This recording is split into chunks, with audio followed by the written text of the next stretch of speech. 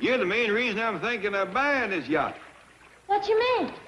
Well, according to Mr. Drysdale, here's a bunch of high-quality young fellas sails around in them boats. Oh, are you aiming to get me married off? Well, I wouldn't put it as blunt as that, but if the right fella come along, I ain't aiming to sick the dogs on him. Well, Jethro says I'm too old to get a man. Well, Jethro knows a heap of book learning, but when it comes to courting and romance, he's about as bright as a smokehouse at midnight. Who's that, Uncle Jed? Nobody. You get yourself into a nice, pretty dress. Yes, sir, Pop. I see you're all ready to go. Oh, yes, sir. How about Granny? Well, she's changed her mind. She says she ain't going out on no ocean or no yacht. I just had her talked into it. I know you did. Whilst I was helping her pack victuals just now, throwed in a few clinchers myself. Like what? Like I says, nothing to be scared of, Granny. Even if you fall overboard, I'll save you. I says, heck fire. I can swim faster than any old shark. Nice going, boy. Thank you. Then I says, even if the shark gets to you first, he's going to think twice before he goes to gnawing on a tough little old bony piece of meat like you. I bet that made her feel good. You thought so, wouldn't you? But it was just about then that she said she wasn't going. Well, I go talk. Hey, you want me to help? No, you've done enough. Oh, did you? Here's something that might cheer her up. Tell her that even if the shark does get her, it's quicker than drowning. I'll remember that. Oh, and we all gotta go sometime.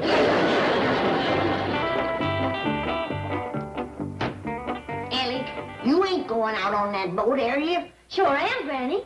Well, what will you do if you fall off in the ocean? Well, I can swim. Ain't you ever heard of sharks? Of course I have. Well, what will you do if you meet up with one of them?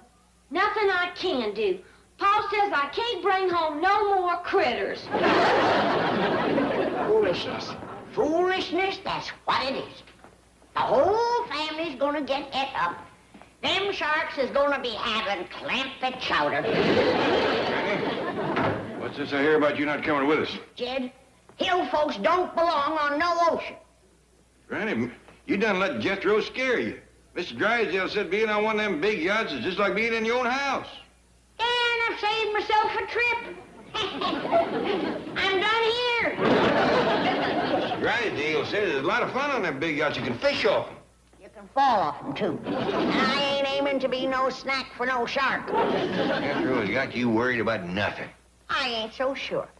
I've been eating fish for 7 years, and they could be carrying a mighty strong grudge. Well, I'm plumb ashamed of you. Jed, I was born on dry land. I was raised on dry land. And when my time comes, I aim to go on dry land. But that's just it. You know the good Lord is looking out for you. He'll decide when it's your time to go. When I go is up to him. Where I go is up to me. Howdy, Miss Jane, Mr. Drysdale. Come on in. Thank you, Jethro. Good to be aboard. Everyone ready, Jethro? No, ma'am. Ellie's still getting dressed. Oh, I'll go up and see if I can be of some help. Hey, Mr. Drysdale, are you in the Navy? No, lad. These are merely yachting togs. Though I do have the look of a sea hawk about me. Admiral Drysdale, born to command. Gold braid in his sleeve, and I'd look every inch the skipper. Well, I thought I heard company. Howdy there. Hey, Uncle Jed, is Mr. Drysdale going to be the skipper of your yacht? Well, now... No, of course not. Here's our skipper.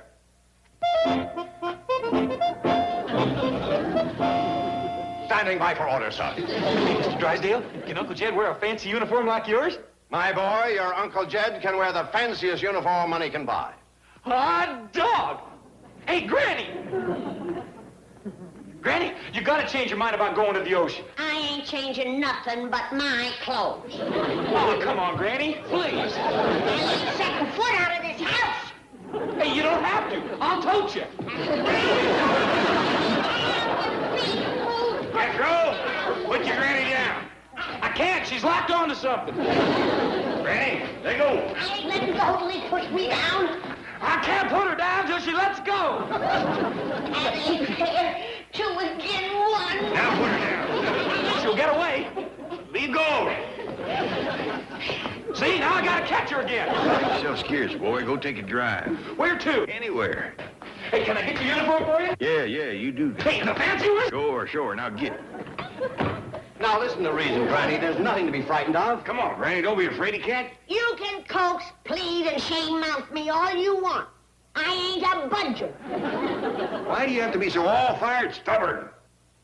Well, for one thing, I can't get my head out of here.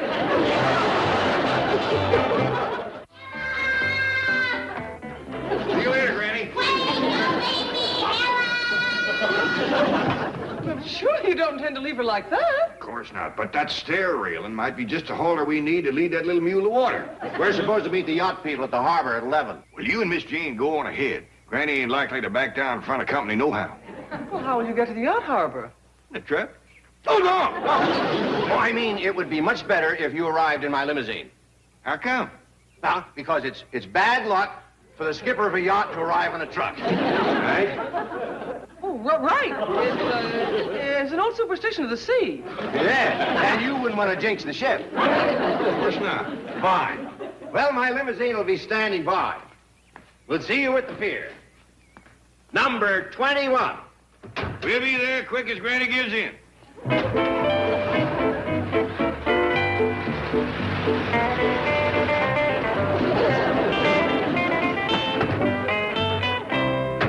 Uncle Jed, wait till you see the uniform I got for you. You're going to make Mr. Drysdale look like a plucked chicken. How? Granny's got her head caught in the stair rail.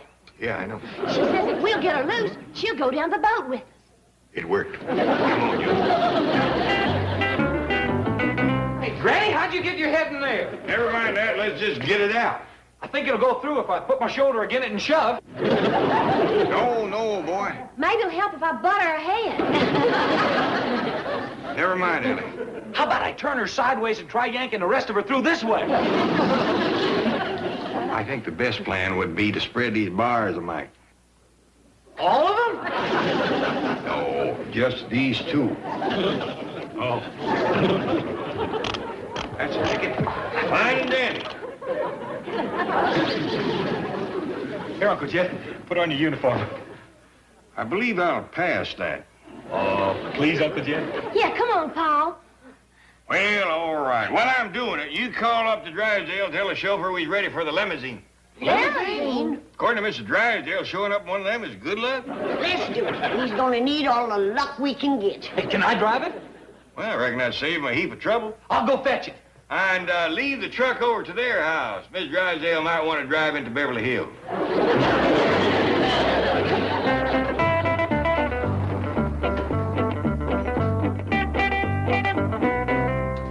Hey, Jethro, wait till you see Paul in his yacht and get up. Yes, sir. I told you it was a doozy. Where'd you get this outfit, Jethro? Over to the movie studio. What you call the wardrobe department. Got a fancy for fishing and the like in it. I reckon so. It's the only one they had in your size. Come on, Granny. I'm coming. What's this for? One of them sharks swallows me. He's gonna get himself a double-barrel bellyache. Granny, I done told you, ain't no shark gonna go to gnawing on a tough little old That's bony enough. piece of... Now, let's hop in, everybody. Jethro, reckon you can find that harbor? Yes, sir. All we got to do is take off out that harbor freeway till we see some boats. That sounds reasonable to me. Now, when we get there, we'll be looking for number 21. Yes, sir.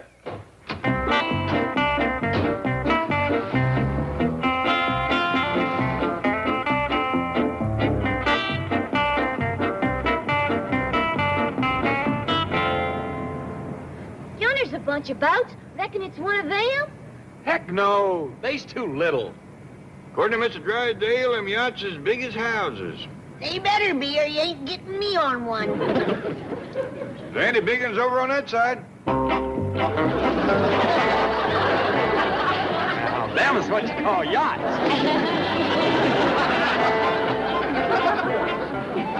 Keep your eyes peeled for number 21, everybody.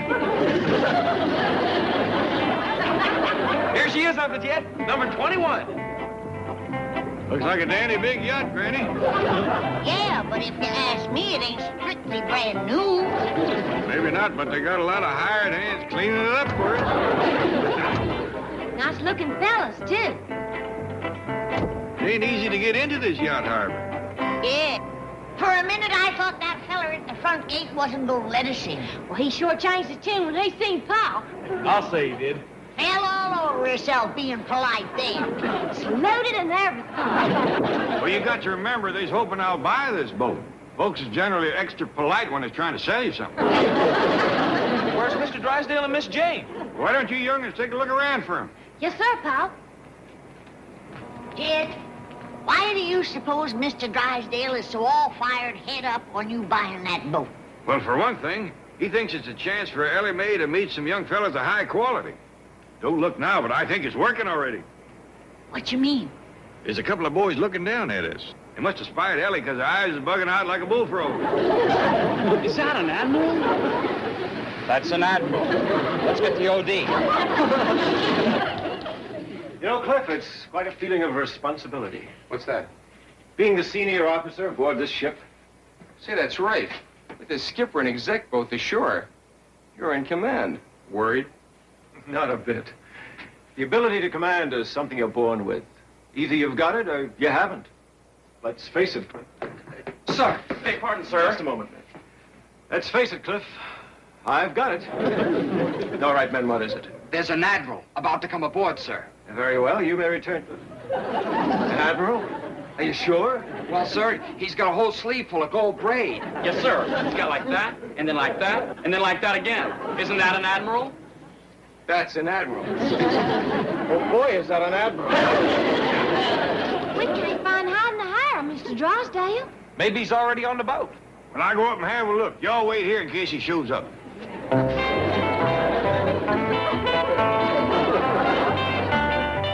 Tell communications to locate the skipper. Alert the crew. Find someone to pipe the Admiral aboard. Get 6 men for side boys. Get everything shaped up for inspection. Never mind that. Move! Welcome aboard, sir. This is a great surprise. Honor! Relax, boys. Mr. Drysdale here? Is he supposed to be, sir? Yes, he is. Then he's here, sir. Good, good. Come on up, everybody. Come on, Granny. I've changed my mind. I'm going to wait in the car. And get round,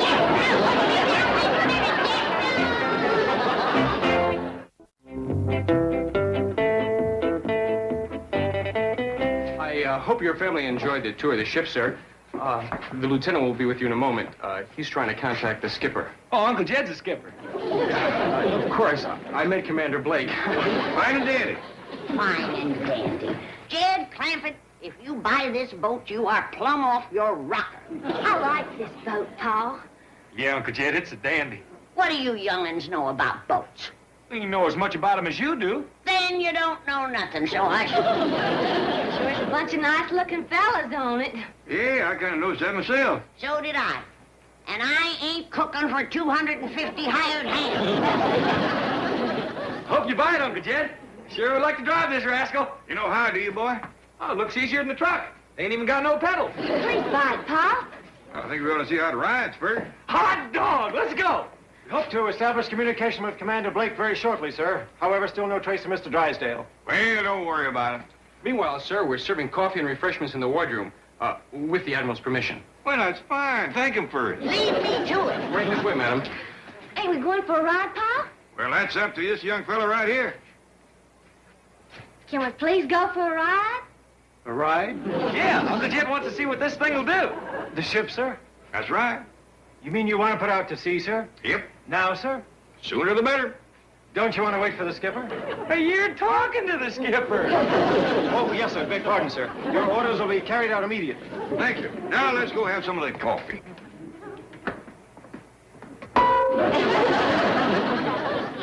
Be nice to raise these doorways tonight. Iron kind of dents a fellow's head. Ain't doing that iron no good neither.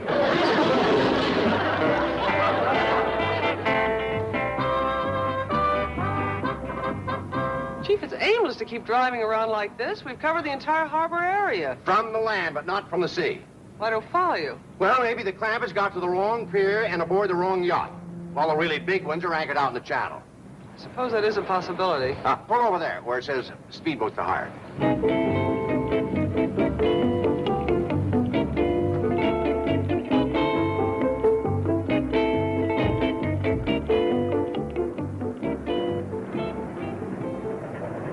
Can I help you folks? Yes, you can. We need a good fast boat and an experienced operator to take us around the various yachts in the channel. Well, I'm your man. Good, good. How much? $35 an hour. $35 an hour? Chief, you've got to get out there somehow. I know. Hey! What's going on? What? Don't this thing go any faster? Well, not with one person rowing. You know, your trouble is you're not smooth. You need a little rhythm and coordination. I also need a little help. Oh, very well. Oh, thank you. Now, one and a forward. Miss Hathaway, you're not with me. Oh, I wish that were true. Now, one and a forward.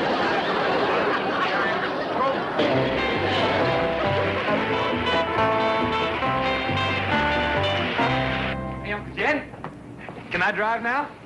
Oh, it's all right with me, but you'd best ask the fella at the steering wheel there. Thank you. Uncle Jed says I can drive for a spell if it's all right with you.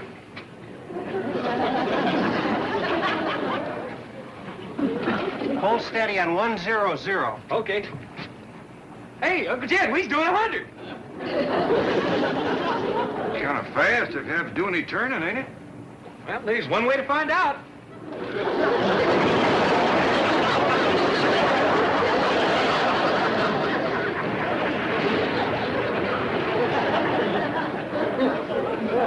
That was a very hazardous maneuver. Thank you. Can I drive some more now? Well, let's let the helmsman take the wheel for a while, huh? Okay. I'll work these levers.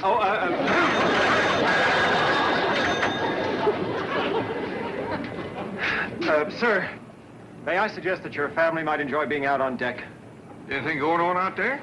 Well, I could arrange something, sir. Like what? Well, how about a demonstration of our armament system? Firepower capabilities, defense and attack procedures. Sounds all right. Lead the way.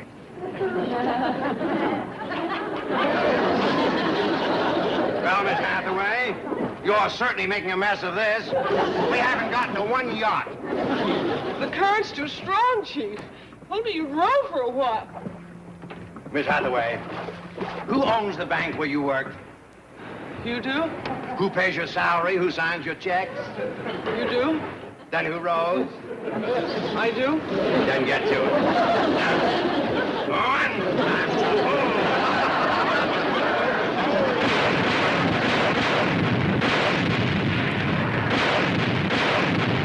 Hey, Uncle Jed, you just gotta buy this boat. Why, you and me could do some tall hunting and fishing on this rascal. Look at them explosions, throw that water in the air.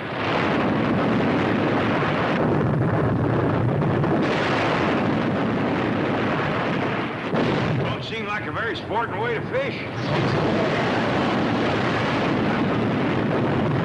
But I reckon when you got all these men to feed, you can't fool around with no worm on a bent pin.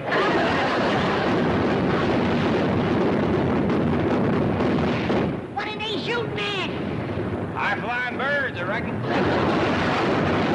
I wouldn't want to have to cook them when they get done with them.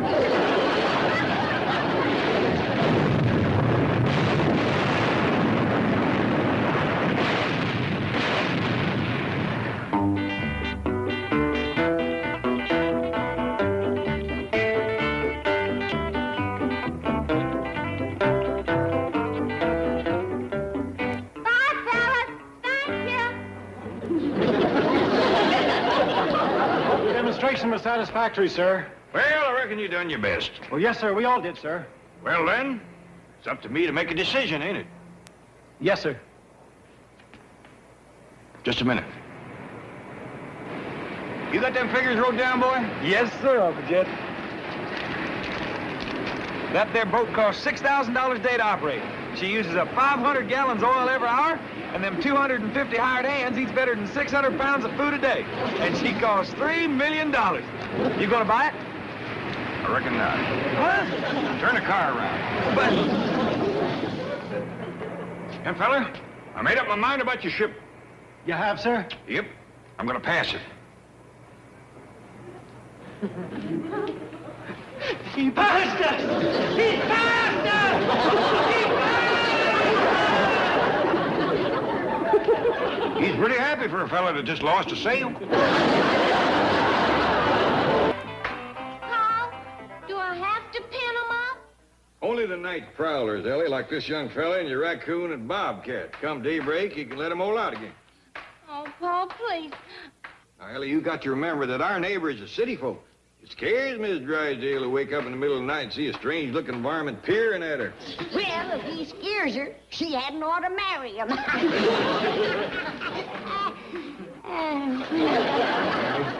This ain't no joking matter. I am determined that we is going to be friends with Miss Drysdale, especially you. Milburn! Milburn! Oh, shut up. Did I hear your sweet voice, Margaret? Yes, you did. The Clampetts are building some sort of a cage, doubtless for more of those revolting animals. Peasants. Peasants! And speaking of revolting animals, how long must I tolerate that feathered imitator? Until Ellie Mae's birthday. She's going to be a present from you and me. How ghastly. How ghastly! You know, I should name this bird Margaret. She's picked up your entire vocabulary. She's even picked up your personality. That's right. Be insulting. You're a typical Sagittarius husband with Capricorn tendencies. Now, let's see. Today... follow the advice of a tall man. His advice should be to forget about that silly astrology. Oh, dear. Today, make a special attempt to be friendly to your neighbor. Really? Like I was saying, that astrology is great stuff. Surely that must mean the Bensons. They're in Europe. I could phone them. Don't fool around with the stars, Margaret. Now you get over there and start being friendly to the Clampetts. Oh, why did I have to be a Scorpio? Why couldn't I have been a Libra or a Pisces or even a Sagittarius? Good morning, everyone. Morning, Miss Drysdale. Careful, Jed. She's up to something. How would you like me to plot your horoscope? You do it, I'll pluck yours right back at you. Well, she threatened me. I only want to introduce you to the mystic powers of astrology. Mystic powers of what? Astrology. Oh, don't be frightened. Just tell me when you were born. She was born about the middle of November, Miss Drysdale. Oh, you're Scorpio the Scorpion. We share the same sign of the zodiac. Here, let me put it on you. She's trying to hex me. When is your birthday, Mr. Clampett? Don't tell her, Jed. Well, it's around the 1st of December, but what is all this? Sagittarius. Make him, Kemp. Perf-a-doo. Now get honey and quit messing around with that black magic. You're fooling with powers that you don't know nothing about. Black magic? I'm warning you, burn that book before it's too late. But really... Now get.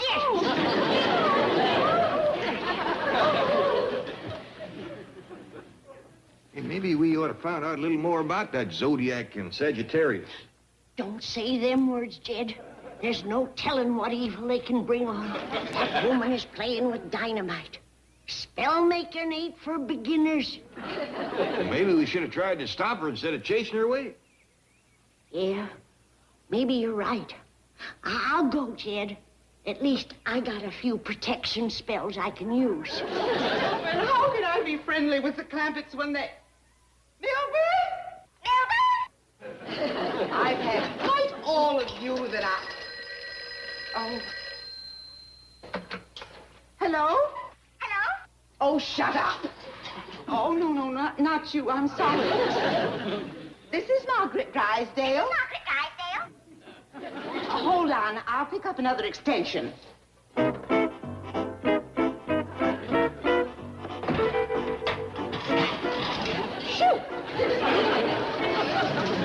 My horoscope said nothing about being friendly to birds.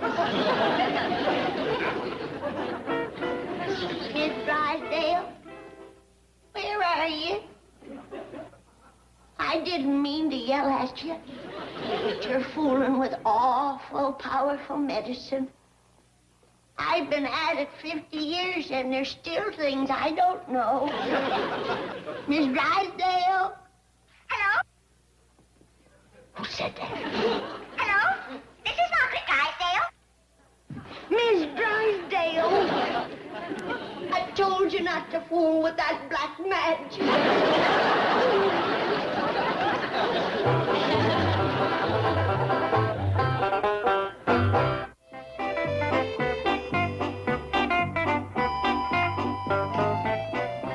This is the one that's going to do it, Miss Drysdale. Like I told you, don't you worry about the cage. I made it loose, so when you change back, you can bust right out of it. Oh, Miss Drysdale, I keep telling you he can't help you. You gotta put your faith in science. Now get a good grip on your perch, hold still, and think human. Rattlesnake rattles, tansy root, armadillo ears, I ever knew. All my spell-breaking things I done mixed in, put Miss Drysdale back in her skin. Hello? I'm sorry, Miss Drysdale. I've tried everything I know how. Cracker, cracker. How can you think of crackers at a time like this, you old coot? Sagittarius. Oh, don't say that word. I'll get you crackers. Miss Drysdale, I won't say nothing to nobody about your condition. Not to Jed, not to nobody. Just please, don't keep saying them magic words. Well, Granny, I declare if Ellie don't stop bringing home critters. Don't lay a finger on her. But you don't like critters in your kitchen. I like this one. What's all this stuff? I'm cooking. I thought we were going to have stew today. We are. Them's the fixins. Lizard tail? Armadillo ear. It's a new recipe. Kind of like the old one. Run along, Jed. I'm awful busy. Armadillo ear.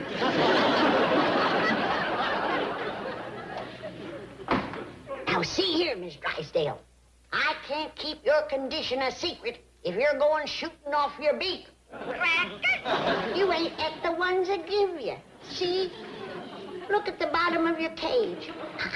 I mean your room. Hey, Granny, Uncle Jed said you're making some special stew. You gonna put that crow in it? So, don't say that. Don't even think it. Okay. What's all this stuff? Never mind. It's stuff like armadillo ears and lizard tails, bat wings, and dried newts. Hot dog! How soon do we eat? I'll get. Granny, that is the saddest looking crow I ever did see. Little and scrawny and... Jethro, mind your tongue. What do you mean, Granny? Never mind. Don't ask me. Just be nice to that bird. Okay. Howdy, ma'am. You are the prettiest little bird I ever did see. Hello? Who said that? I didn't hear nothing. Hello? Granny, that bird talked. There's something funny about that bird, Granny. I'm gonna take it out of... Don't touch it. It's Miss Drysdale. Miss who? That bird is Miss Drysdale. She put a hex on herself. Oh, Granny, you're greening me. That bird don't look like Miss Drysdale. At least weighs not much. Careful what you say. One wrong word, and she'll turn us all into crows. What are you gonna do? I don't know. She's sick because I throwed so many spells on her. Maybe you ought to take her to a doctor. What do you think I am? Oh, Granny, I mean a city doctor. City doctor?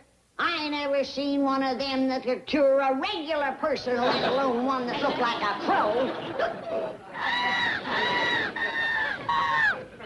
You can't take that bird to no regular doctor. Got to take her to a critter doctor. Critter doctor? Yeah, I can look one up in the phone book. Well, all right. But whatever you do, Don't let her know.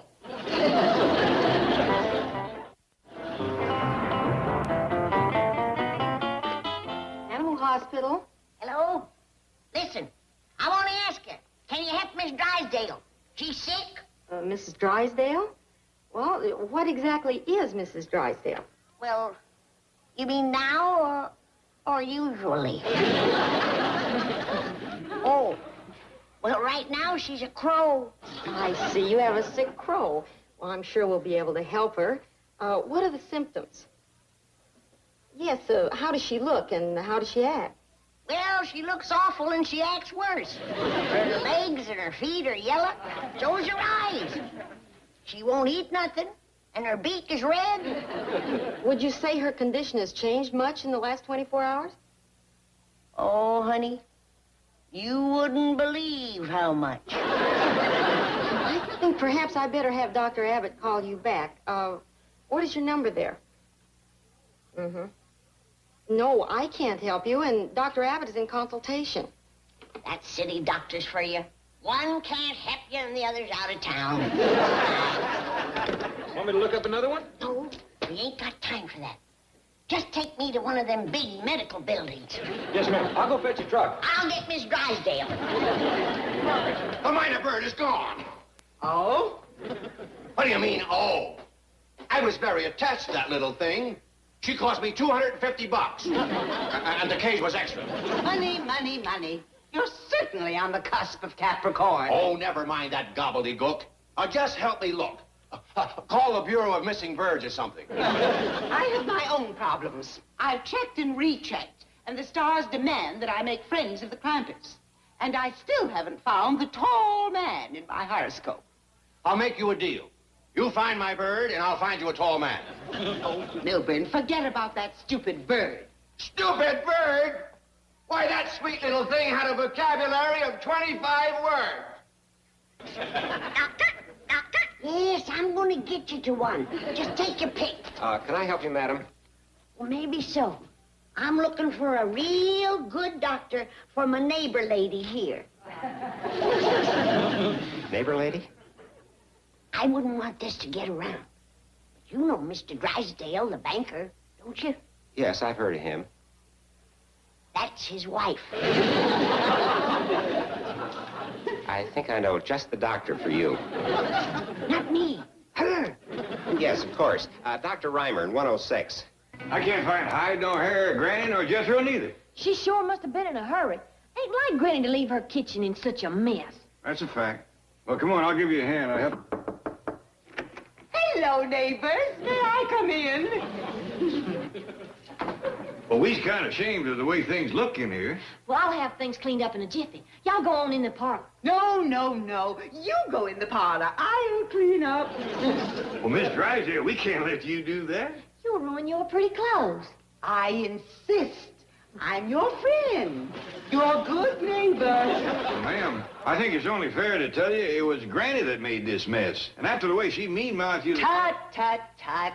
Cleaning up Granny's mess will be my pleasure. Should we go in the parlor like she says, Pa? I think we best stay out here, Ellie. Keep an eye on her. That woman ain't well. Crow named Mrs. Drysdale?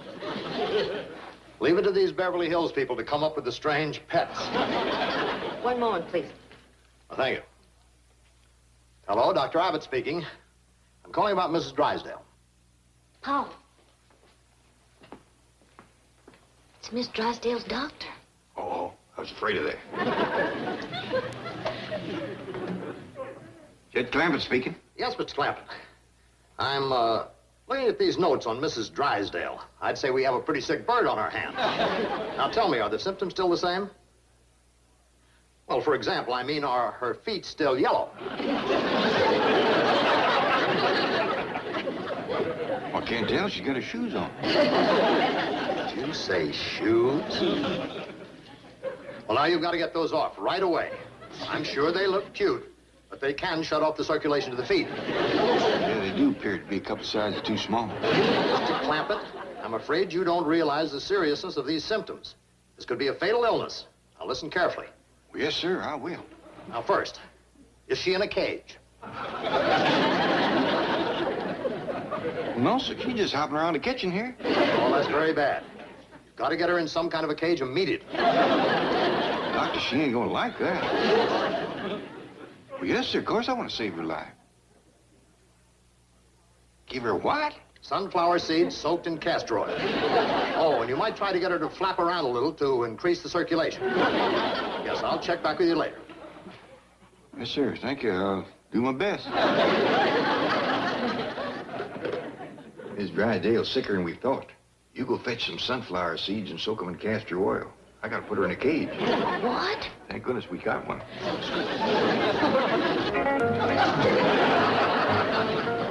Now, to sum up your relationship with Mrs. Drysdale, would you say that you like her as a person? Oh, yes, of course. She's a wonderful woman. I like her fine. Oh, no, you don't. You hate Mrs. Drysdale. Don't say that. You hate her, and you're taking out your hostilities on that bird. It ain't so. Don't believe him. Do you want to get this building turned into a pumpkin? And us into toads?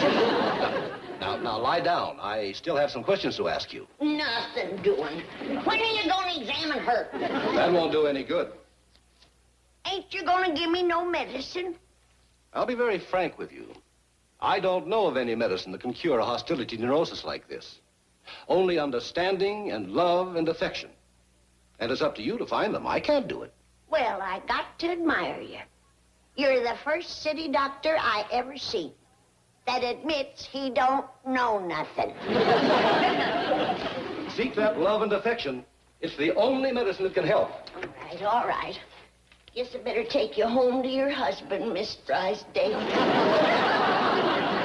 Follow the advice of a tall man. How you feeling, Miss Drysdale? Oh, well, under the circumstances, I'd say quite well. I got something for you. You want me to feed you through the wire? Feed me? Yes, ma'am. Paul says it's something you got to have. Oh, well, if it's your father's advice, feed away. Well, hello, Granny. Mr. Drysdale, I got bad news for you. Oh? What about? Well, I don't hardly know how to tell you. But your wife has been messing around some magic stuff called astrology. You're telling me it's turned her into a real bird brain. Didn't you know? Boy, do I know. He knows. You are, you little feathered fink. None of that. She's got to have love and affection. Well, then you take her home with you because she won't get any around here. Mr. Drysdale. Well, I was going to give her to Ellie as a present anyway. You can't do that. You gotta keep her and take care of her. No, thanks. She's been too much trouble already. Did you hear that? And that's another thing. She talks too much. Give her to Ellie. Now, hold on, you good time, Charlie. Remember your sacred oath. In sickness or in health, for better or for worse. What? Tell her you love her. Love her? Tell her, or I'll tell Jed to take his money out of your bank. I love you. I love you. I love you. Now, you see how forgiving she is? Well, I'll leave you two lovebirds alone.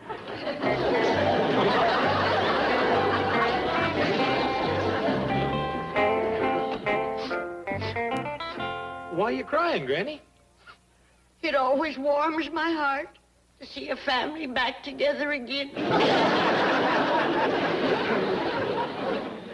it, Miss Drysdale. Get the circulation going. Oh, please, can't I stop now? I'm just exhausted. Well, let me see your feet. Yeah, they're nice and pink now. Oh, wait, Miss Drysdale. You forgot your astrology book. Oh, thank you, Ellie. And in case I don't see you before Friday, happy birthday, Libra. Well, my birthday's tomorrow. I thought it was the 7th. Yes, ma'am, that's tomorrow. Today's the 6th. Today's the 6th. That's right. Oh, good heavens. The 6th. Today is unlucky. Stay at home. Beware of your enemies.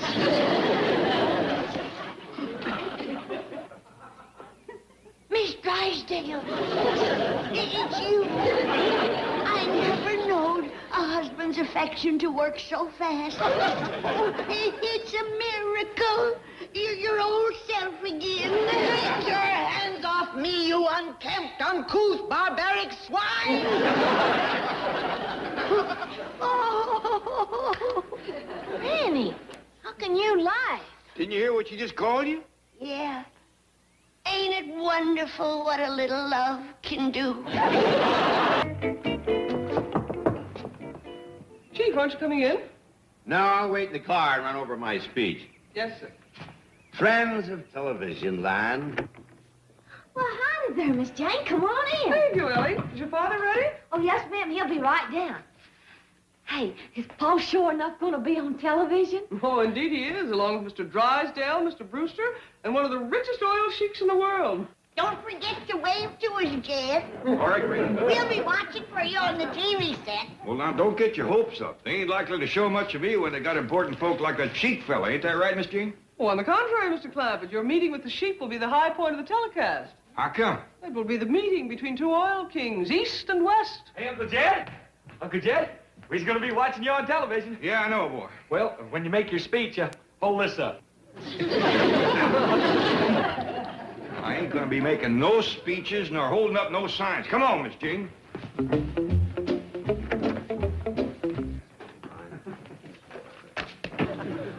Well, it's almost time to go on the air. Are there any further questions? I have a question for the Sheik. How many wives do you have? Oh, now, I have 240. However, now that I am associated in this American oil venture, I hope to be able to afford many more. How do you feel about that, Mr. Clampett? Well, with that many wives, a fella could be pretty sure of coming home at night and finding at least one in a good mood.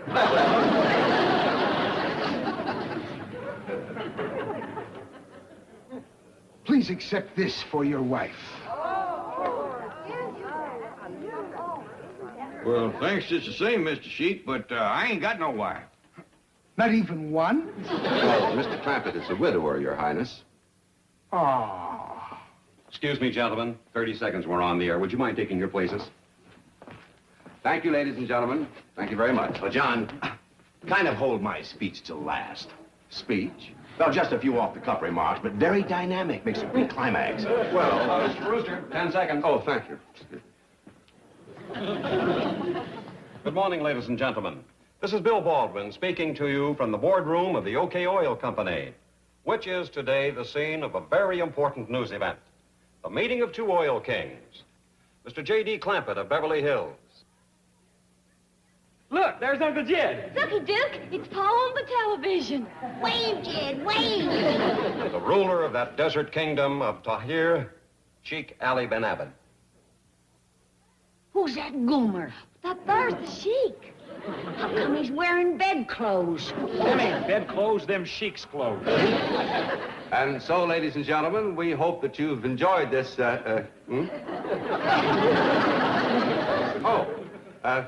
and now a few words from the distinguished president of the Commerce Bank of Beverly Hills, Mr. Melbourne Drysdale.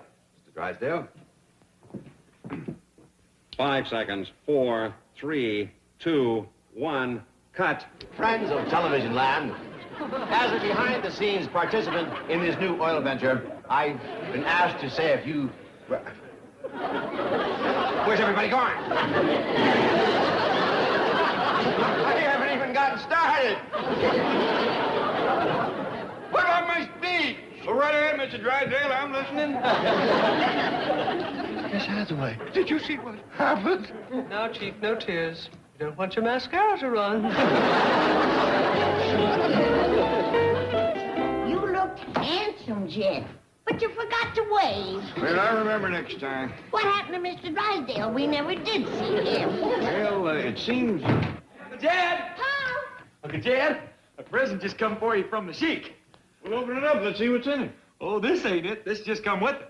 Yeah, the real present's outside. Well, fetch it in.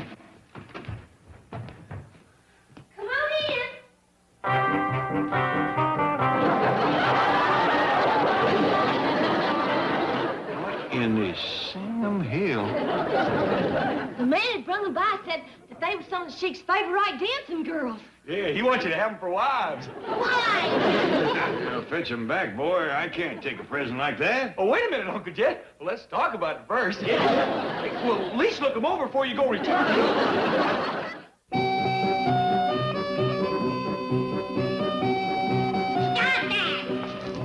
No more hoochie coochie. No more squirming. Stop that wiggling. Hold. Now you stay right here. Ellie, let's go upstairs and get some clothes for them. I thought I told you to get to the kitchen. I like it better in here.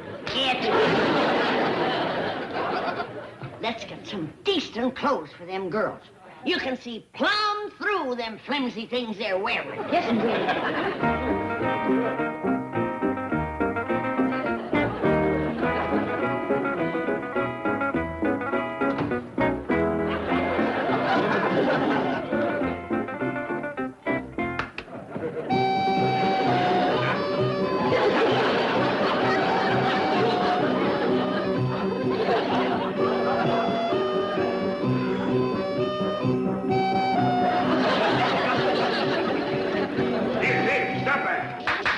Hey, Uncle Jed, if you're wondering on what to get me for my birthday, well... Never mind. Now, girls, I couldn't catch up to the fellow that brung you, but don't worry. I'll see you get back to your Sheik. You, Sheik, we belong you now. Oh, no, you don't belong to me. Hey, Uncle Jed, don't go fighting with your wives right off. She ain't my wife. Now, I got Mr. Drysdale on the telephone. You gonna give them to him? No way. Well, then can I have them? Of course not. Can I have half of them? What's the matter with you? In this country, you can only have one wife. Oh, thank you, Uncle Jed. Now, get Mr. Drysdale on the telephone. I'll see these girls get back to Sheik Ahmed.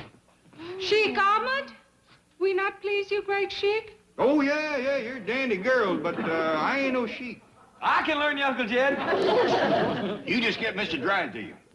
Yes, sir. Now, girls, I think the best... We please you. Hold on. None of that. Just a second, Mr. Drysdale. Hey, Uncle Jed. Yeah, I'll take it in the parlor. You keep them in here. Yes, sir, Uncle Jed. I thought so. Now you're gonna get it. Oh, wait a minute, Granny. I'm just doing what Uncle Jed told me. You think I'm gonna swallow that? You're going to the woodshed. But, Granny, I'm supposed to You're keep... supposed to do what I tell you to do. Well, no, sir, Mr. Drysdale, I don't want to hurt the Sheik's feelings, but I can't keep this present he gave me. It's a bunch of girls. No, sir, not pearls, girls. It's a real live girl. Now, Oh, wait a minute. Hold on, just a... Mr. Drysdale, you better get over here right away and bring Mr. Brewster with you. I don't know what these girls got in mind, but I got a feeling it ain't strictly legal.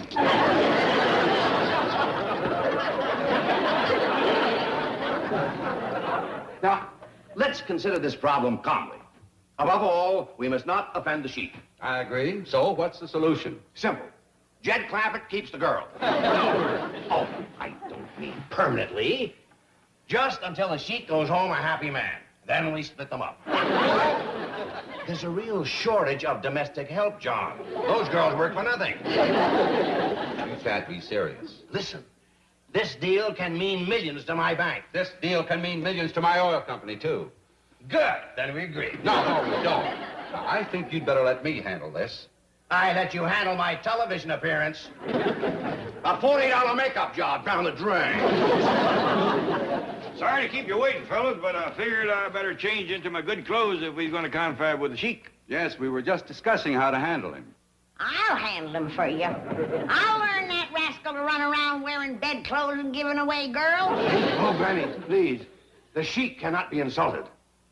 Just give me half a chance. Well, why don't you go help Ellie Mae change into a nice dress? She's done changed. Well, then check on the dancing girl. I got him locked in my room. Well, then check on Jethro. I got him locked in his room.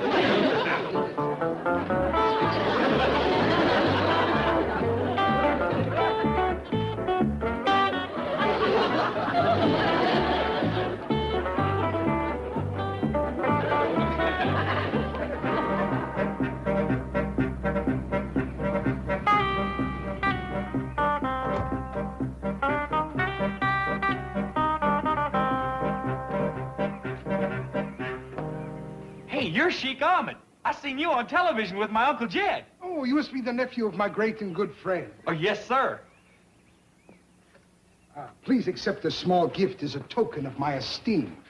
Well, thank you. It's awfully nice of you, but ain't you got any more presents like you give my Uncle Jed? Oh, you mean the dancing girls? Yeah, that's it. Man, I mean, they got rings, cufflinks, neckties back right off the map. I'm delighted that my gift has found such favor. It sure did. Hey, come on in. Boy, would I like to be around your place at Christmas, just to help wrap. Palace of my brother is very... By the beard of the prophet, what a vision of delight. Never have these eyes beheld such enchanting beauty. Who is this divine enchantress? Oh, you don't mean my cousin, do you? Oh, her face is so fair as to confuse the sun. Her hair a cascade of golden moonlight. Her eyes, twin pools of rapture. Who's he talking about, Jethro? Dogged if I know. Oh, I speak of you, princess of the heavens, moon of my delight, oasis of my desire. Jethro, you better go get Pa and Granny. You go fetch him. I'm supposed to be locked in my room. Oh, she flees like a gazelle, and with her goes my heart. Tell me, my son, is she free to reign over my harem? Huh? Don't tell me she's wed to another? Oh, you mean married? Heck no. Uncle Jed's been trying to get her hitched up.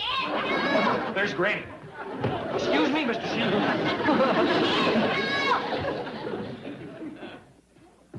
So it's you. If you're looking for them girls, I got them up in my room. Ah, then you are the keeper of the harem. I'm the keeper of everything around here. I would pay any price for the young gazelle that was here a moment ago. You will? 1,000 pieces of gold, 100 goats, 50 of my swiftest horses. Sold! I'll catch him for you.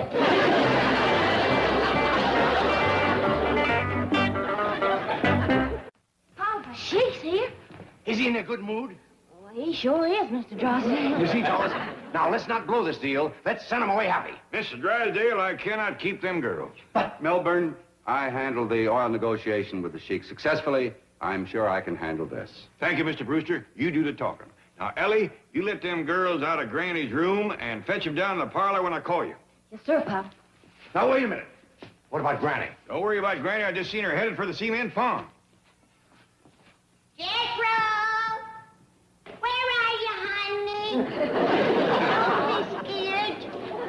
I won't hurt you. Granny's got some good news for you. You have? Yes, I have. I've arranged for a little trip for you. Where to? That country where the Sheik lives. Hot dog! Thank you, Granny.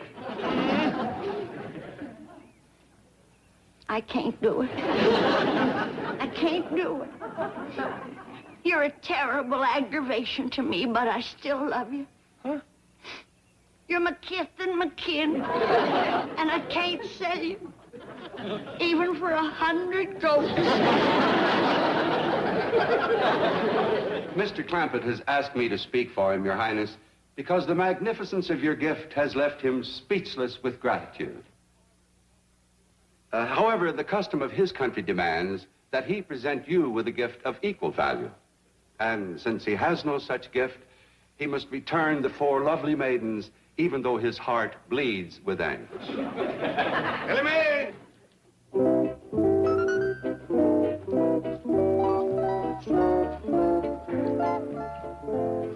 Let my brother's heart bleed no longer. He does possess a gift equal to mine. I do? What's that? This sparkling gem, this dazzling beauty. Oh, but Mr. Sheik, this here is my daughter, Ellie Mae. Sheik Ahmed, surely you're not suggesting that Mr. Clampett trade his daughter for your dancing girls? Of course not. I will add into the bargain 1,000 pieces of gold, 100 goats, 50 of the swiftest horses. Hold on. Sheik Ahmed, this is not a... Gentlemen, let's hear the man out. I think you and the girls better wait in the hall. Mr. Sheik, I reckon reckon you do things a mite different where you come from, but my daughter ain't for sale at no price. You're a shrewd bargainer, Mr. Clampett. But hear me out. I will also give you 200 sheep. Hear that? Have you fellas priced lamb chops lately? Out of your mind. Money's been wanting to get Ellie Mae married. The Sheik's a good-looking fellow. With a little haggling, I'll bet we can get him up to 400 sheep. This is better, my friend. Now we can bargain man to man. Mr. Sheik, I don't think you quite realize what you're asking me to do. Oh, on the contrary. I've sold many daughters. Chickens, you say? Yes, but not at the price you are asking me to pay. Well, Mr. Sheik... Very well. 200 goats and my royal camel. Your royal what? Camel. You're not acquainted with this remarkable creature? The ship of the desert? No, sir, but even if you offered me... Mr. Sheik, I'm afraid the deal is off. I can't sell this boy. You was wanting to buy Jethro, too? Oh, no. Only your daughter, Ellie Mae. But I will give you 10 extra goats for the little harem keeper. 100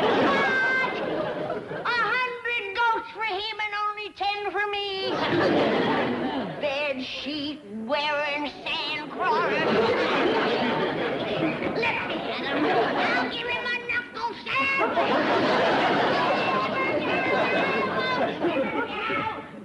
Never have I had such difficulty buying a simple little thing like a wife. You really want my cousin Ellie when you got all them pretty dancing girls? My son, I would pay any price for your cousin.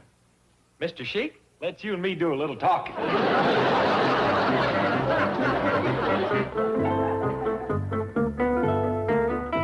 John, will you listen to me? I did what you said. I came back to the office, and all of a sudden it hit me. The Sheik probably fell for Ellie Mae because she's blonde and American. So we substitute another blonde American girl. But I got one, and she's here now. Come in, Miss Hathaway.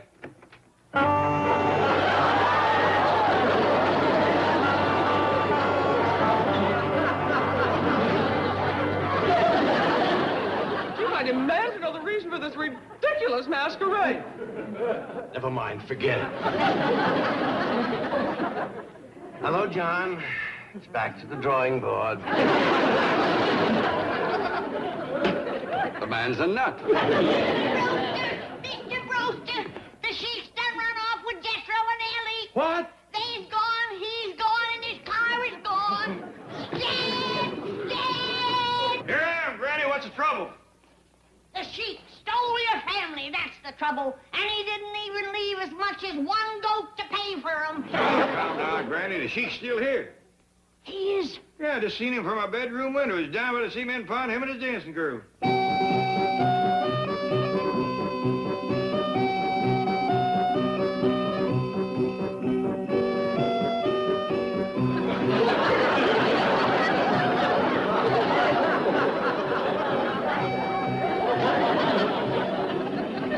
Excuse me, Mr. Sheik, could I talk to you for a minute?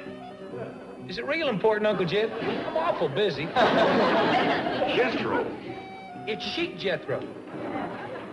I'm telling you, this is the life. Where is Sheik Ahmed? What are you doing here with all this stuff and all these dancing girls? He gave them to me. It's part of the deal. What deal? I sold him Ellie Mae. You what? Man, did I drive a bargain. For one old girl cousin, I got all these jewels, these pillows, this pipe, plus a goat, a horse, a royal camel, and 15 dancing girls. 15?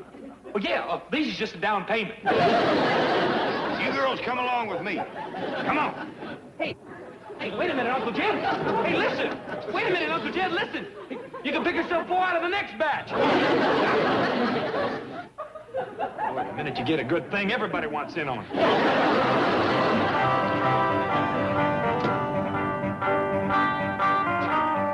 Ellie Mae! Where's Sheik Ahmed? In the trunk yonder. I had to work him out before he'd fetch me back. Now I'm gonna get Jethro. Sheik Ahmed! Mr. Brewster, please, You may have all my oil. You may have anything, but free me from the clutches of that American wildcat. You're safe. She's gone, Sheik. Hold on, Mr. Sheik. Here's your girls back. Bilage! Bilage! Bilage! Bilage! لماذا بني يعمل في الجن الملكي؟ حطوا يمشي. Stuff to you. Bye. Good riddance, Jed. Remember that fancy livestock he promised you? Yeah? Miserable. How do you know? Take a look.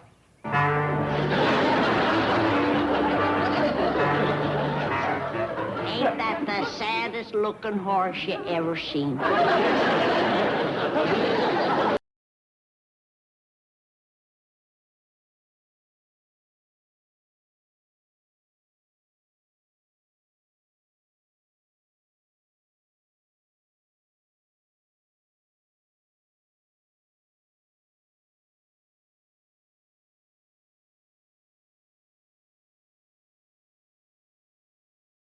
Naval misunderstanding, Admiral Jed Clampett and the yacht crew chaos.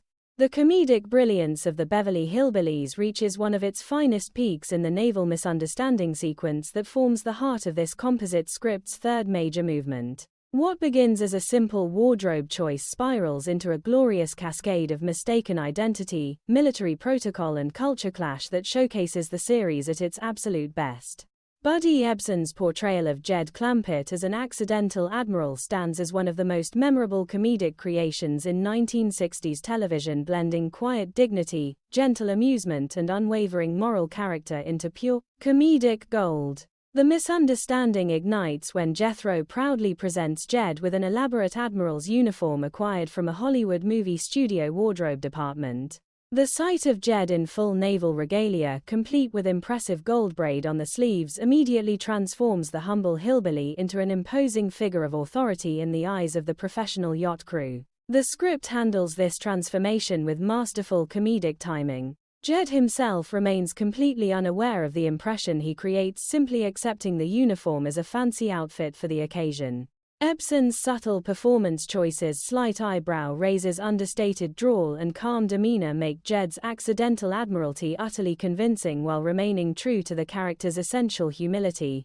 The crew's reaction is instantaneous and hilarious. When a junior officer spots Jed approaching, he excitedly announces the arrival of an admiral, triggering a flurry of naval protocol. "Pipe the Admiral aboard" echoes across the deck as side boys are hastily assembled and the ship is prepared for inspection. The professional sailor's deference to Admiral Jed creates layer upon layer of comedic irony. Here is a man who learned his leadership skills managing a small mountain clan now being saluted by trained naval personnel. The contrast between military precision and Clampett casualness generates some of the script's most delightful visual and verbal humor. Buddy Ebsen navigates these scenes with extraordinary skill. Jed's response to the formal greetings and military courtesy is one of polite bewilderment tempered by natural graciousness. When addressed as sir and treated with utmost respect, he responds with his characteristic howdy and simple courtesy. This juxtaposition of formal naval protocol against Jed's mountain manners creates comedy that feels organic rather than forced. Ebsen never plays the scenes for cheap laughs but instead allows the humor to emerge naturally from character truth, making the sequence both funnier and more satisfying. The script deepens the misunderstanding through increasingly elaborate interactions between Jed and the crew. When the executive officer seeks confirmation about the admiral's identity, the confusion compounds beautifully. Jed's calm acceptance of his new role combined with his practical suggestions about ship operations only reinforces the crew's belief that they are dealing with a genuine high-ranking officer. His comment about raising doorways to prevent head injuries and his assessment of the ship's coffee service demonstrate Jed's practical wisdom even in unfamiliar surroundings. Irene Ryan's granny provides a perfect counterpoint to the naval formality. Her continued skepticism about the entire venture and colorful commentary about the ship's operations create wonderful tension against the crew's military bearing. When she observes the polished sailors and declares her reluctance to cook for 250 hired hands, the line lands with perfect comic timing. Ryan's ability to cut through pretension with plain-spoken mountain wisdom serves as the ideal foil to the structured naval environment. Max Baer Jr.'s Jethro enthusiastically embraces the naval atmosphere, further complicating matters. His eagerness to drive the ship and his interactions with the helmsman create additional layers of chaos. Jethro's attempts to adopt naval terminology while maintaining his distinctive personality generate consistent laughs. His excitement about reaching speeds of 100 and his subsequent maneuvers demonstrate the script's understanding of how individual character traits can amplify situational comedy. The sequence also provides excellent opportunities for Raymond Bailey's Mr. Drysdale. His absence during the initial boarding, followed by his eventual arrival into the already established misunderstanding, creates additional comedic pressure. Drysdale's desperate attempts to clarify the situation while not offending the supposed Admiral showcase his characteristic blend of ambition and anxiety. Bailey's physical comedy and vocal delivery reach peak effectiveness as he navigates the delicate balance between maintaining the yacht sail and managing the escalating confusion. One of the most satisfying aspects of this naval misunderstanding is how it reveals deeper truths about leadership and respect.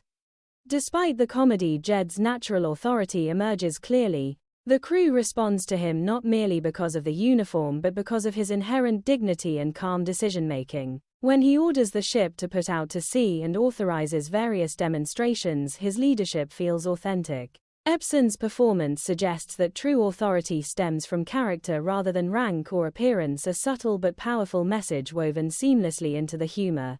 The script's attention to naval protocol details enhances the authenticity of the comedy. The formal language of the crew, their precise movements, and their adherence to tradition create a rich backdrop against which the Clampett's casual approach shines. This contrast never feels mean-spirited but instead celebrates different ways of being in the world. The show maintains deep respect for both the naval professionals and the mountain family, finding humor in their differences rather than superiority. As the sequence progresses, the physical comedy intensifies. Jethro's enthusiastic ship handling, Granny's reluctant exploration of the vessel, and Ellie Mae's wide-eyed wonder at the naval operations create a symphony of visual humor. Donna Douglas's performance as Ellie Mae adds sweetness to the chaos, her innocent reactions providing emotional balance to the more boisterous comedy surrounding her. The demonstration of the ship's armament system provides another highlight. Jed's practical assessment of the firepower display, comparing it unfavorably to more traditional fishing methods, showcases his grounded perspective.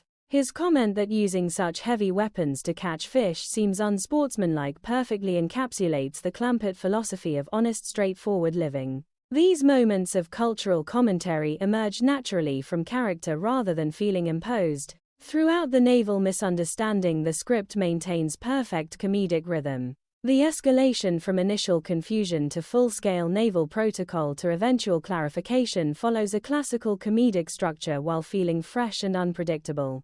Each new development builds logically upon the previous while opening new avenues for humor. This careful construction demonstrates the writer's mastery of their craft. From a historical perspective, this sequence resonates with 1960s audiences on multiple levels. The post-World War II reverence for military service remained strong during this period. By placing a humble hillbilly in the position of naval authority, the show gently humanized military tradition while celebrating everyday leadership. The humor never undermines respect for service but instead suggests that leadership qualities exist across all social backgrounds. Buddy Ebsen's ability to maintain Jed's essential character amid the Admiralty farce is remarkable. Even when saluted and addressed formally, Jed remains the same wise, humble patriarch viewers had come to love. His quiet amusement at the situation, combined with his genuine concern for his family's comfort, ensures that the comedy enhances rather than diminishes his character. The resolution of the immediate misunderstanding while maintaining some lingering confusion provides satisfying comedic closure while setting up future complications. The script's willingness to let certain threads remain partially unresolved reflects real-life messiness and adds to the sequence's authenticity. In the broader context of the Beverly Hillbillies' legacy, this naval misunderstanding sequence exemplifies everything that made the show exceptional. It combines brilliant physical comedy, sharp character work, cultural observation and heartfelt warmth into an unforgettable television experience. The accidental Admiral's adventures aboard the yacht continue to delight audiences by reminding us that true dignity transcends social status and that laughter bridges even the widest cultural divides. This masterful sequence stands as testament to the enduring appeal of well-crafted character comedy. Through Jed's unintended naval command, the show celebrates the unexpected places where ordinary people can demonstrate extraordinary qualities. The naval misunderstanding remains one of the series' crowning comedic achievements worthy of repeated viewing and continued appreciation. The composite script of the Beverly Hillbillies reaches a pinnacle of sophisticated situational comedy in the extended sequence depicting life aboard the luxury yacht. This fourth major movement masterfully contrasts the opulent world of high-end maritime living with the Clampett family's refreshingly practical down-to-earth sensibilities. Through a series of delightful scenes involving shipboard activities, military-style demonstrations, and Jed's careful evaluation of the vessel's true costs, the episode reveals the show's deepest strengths, its celebration of common sense, its gentle satire of excess, and its unwavering affection for its central characters. Once aboard the yacht, the Clampetts approach their new surroundings with characteristic curiosity and mountain practicality. Buddy Ebsen's Jed Clampett serves as the calm, observant center of the action.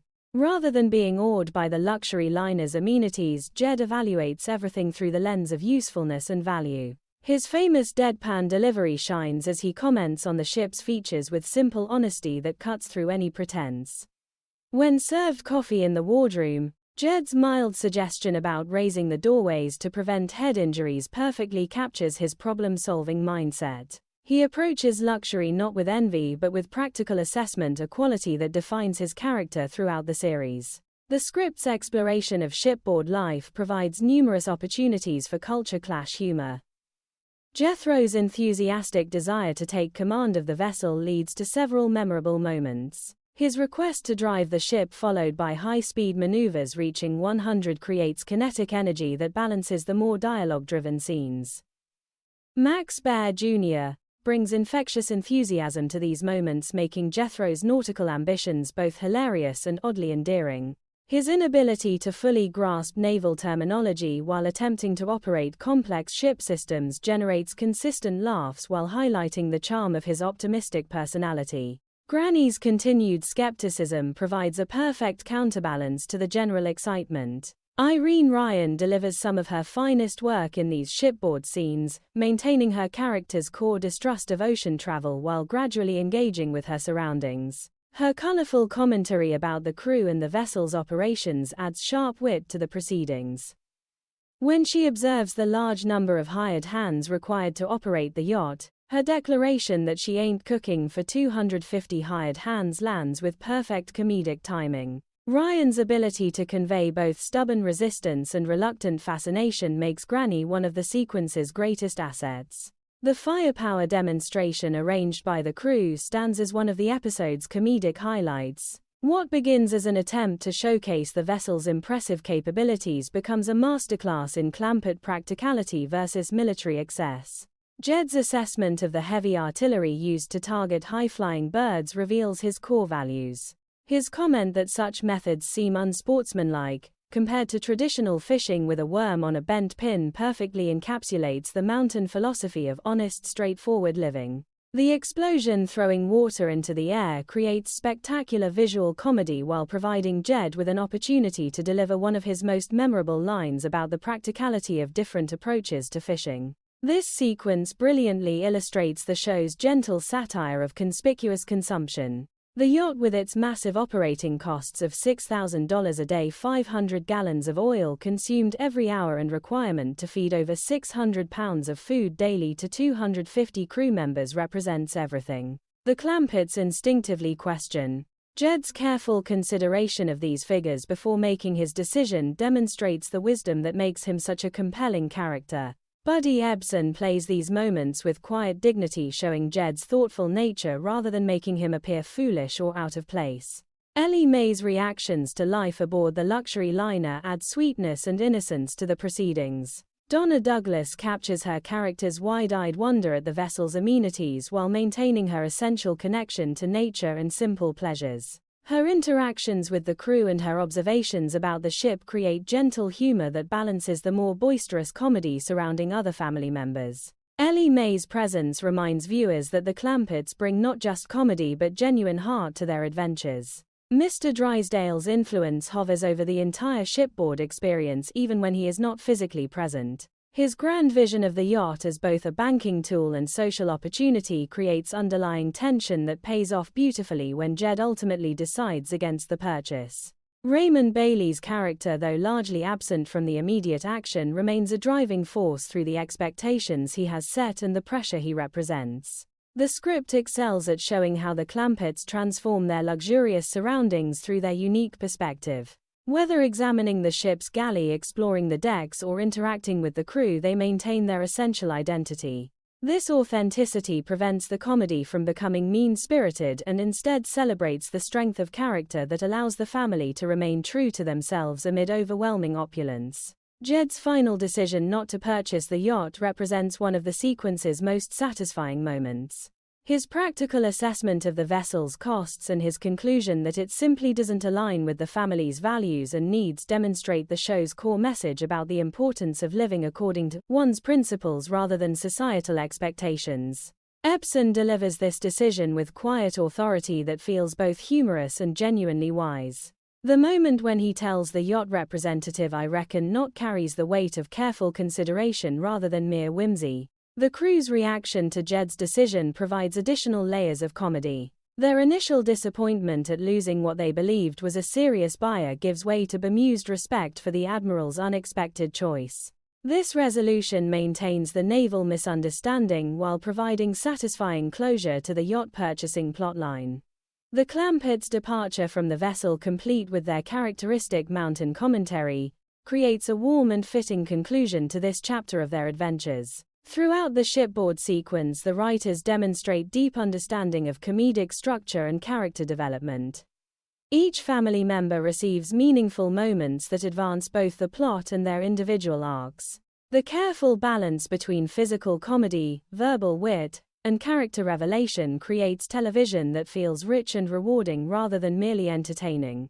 From a cultural perspective, this exploration of luxury liner life speaks to 1960s audiences navigating rapid economic and social changes. The Clampetts' ability to enjoy the experience while ultimately rejecting its excesses offered reassurance that traditional values could successfully engage with modern opportunities without being consumed by them. The show's gentle satire never descends into cynicism but instead maintains an optimistic view of human nature and family bonds. The physical comedy aboard the vessel reaches delightful heights through various set pieces. From navigating narrow doorways to operating complex ship systems to reacting to the firepower demonstration, each moment builds upon the family's unique characteristics while creating fresh comedic opportunities. The script's attention to visual humor complements its verbal wit beautifully. Buddy Ebsen's performance as Jed Clampett during these shipboard scenes deserves special recognition. His ability to convey quiet amusement, practical wisdom and moral leadership while surrounded by naval protocol and luxury creates one of his most memorable characterizations. Jed's admiralty, though accidental, reveals genuine leadership qualities that transcend formal rank. Irene Ryan's Granny continues to shine as both comic force and emotional anchor.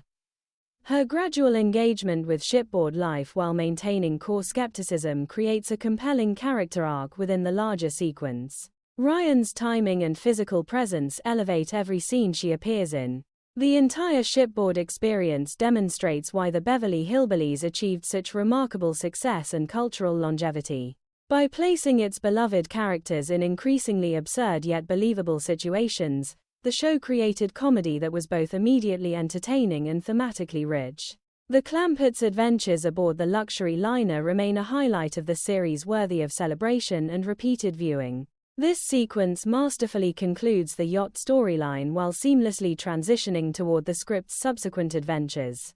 The family's return to dry land, enriched by their maritime experience, sets the stage for new comedic challenges while reinforcing the show's central themes of family values and the joy of unexpected adventures. Through fishing firepower and Clampett practicality, the Beverly Hillbillies once again proves itself a timeless classic of American television comedy. The composite script of the Beverly Hillbillies takes a delightfully supernatural turn in its fifth major segment, shifting from maritime adventures to the realm of astrology, folk magic, and one of the series' most memorable comedic transformations.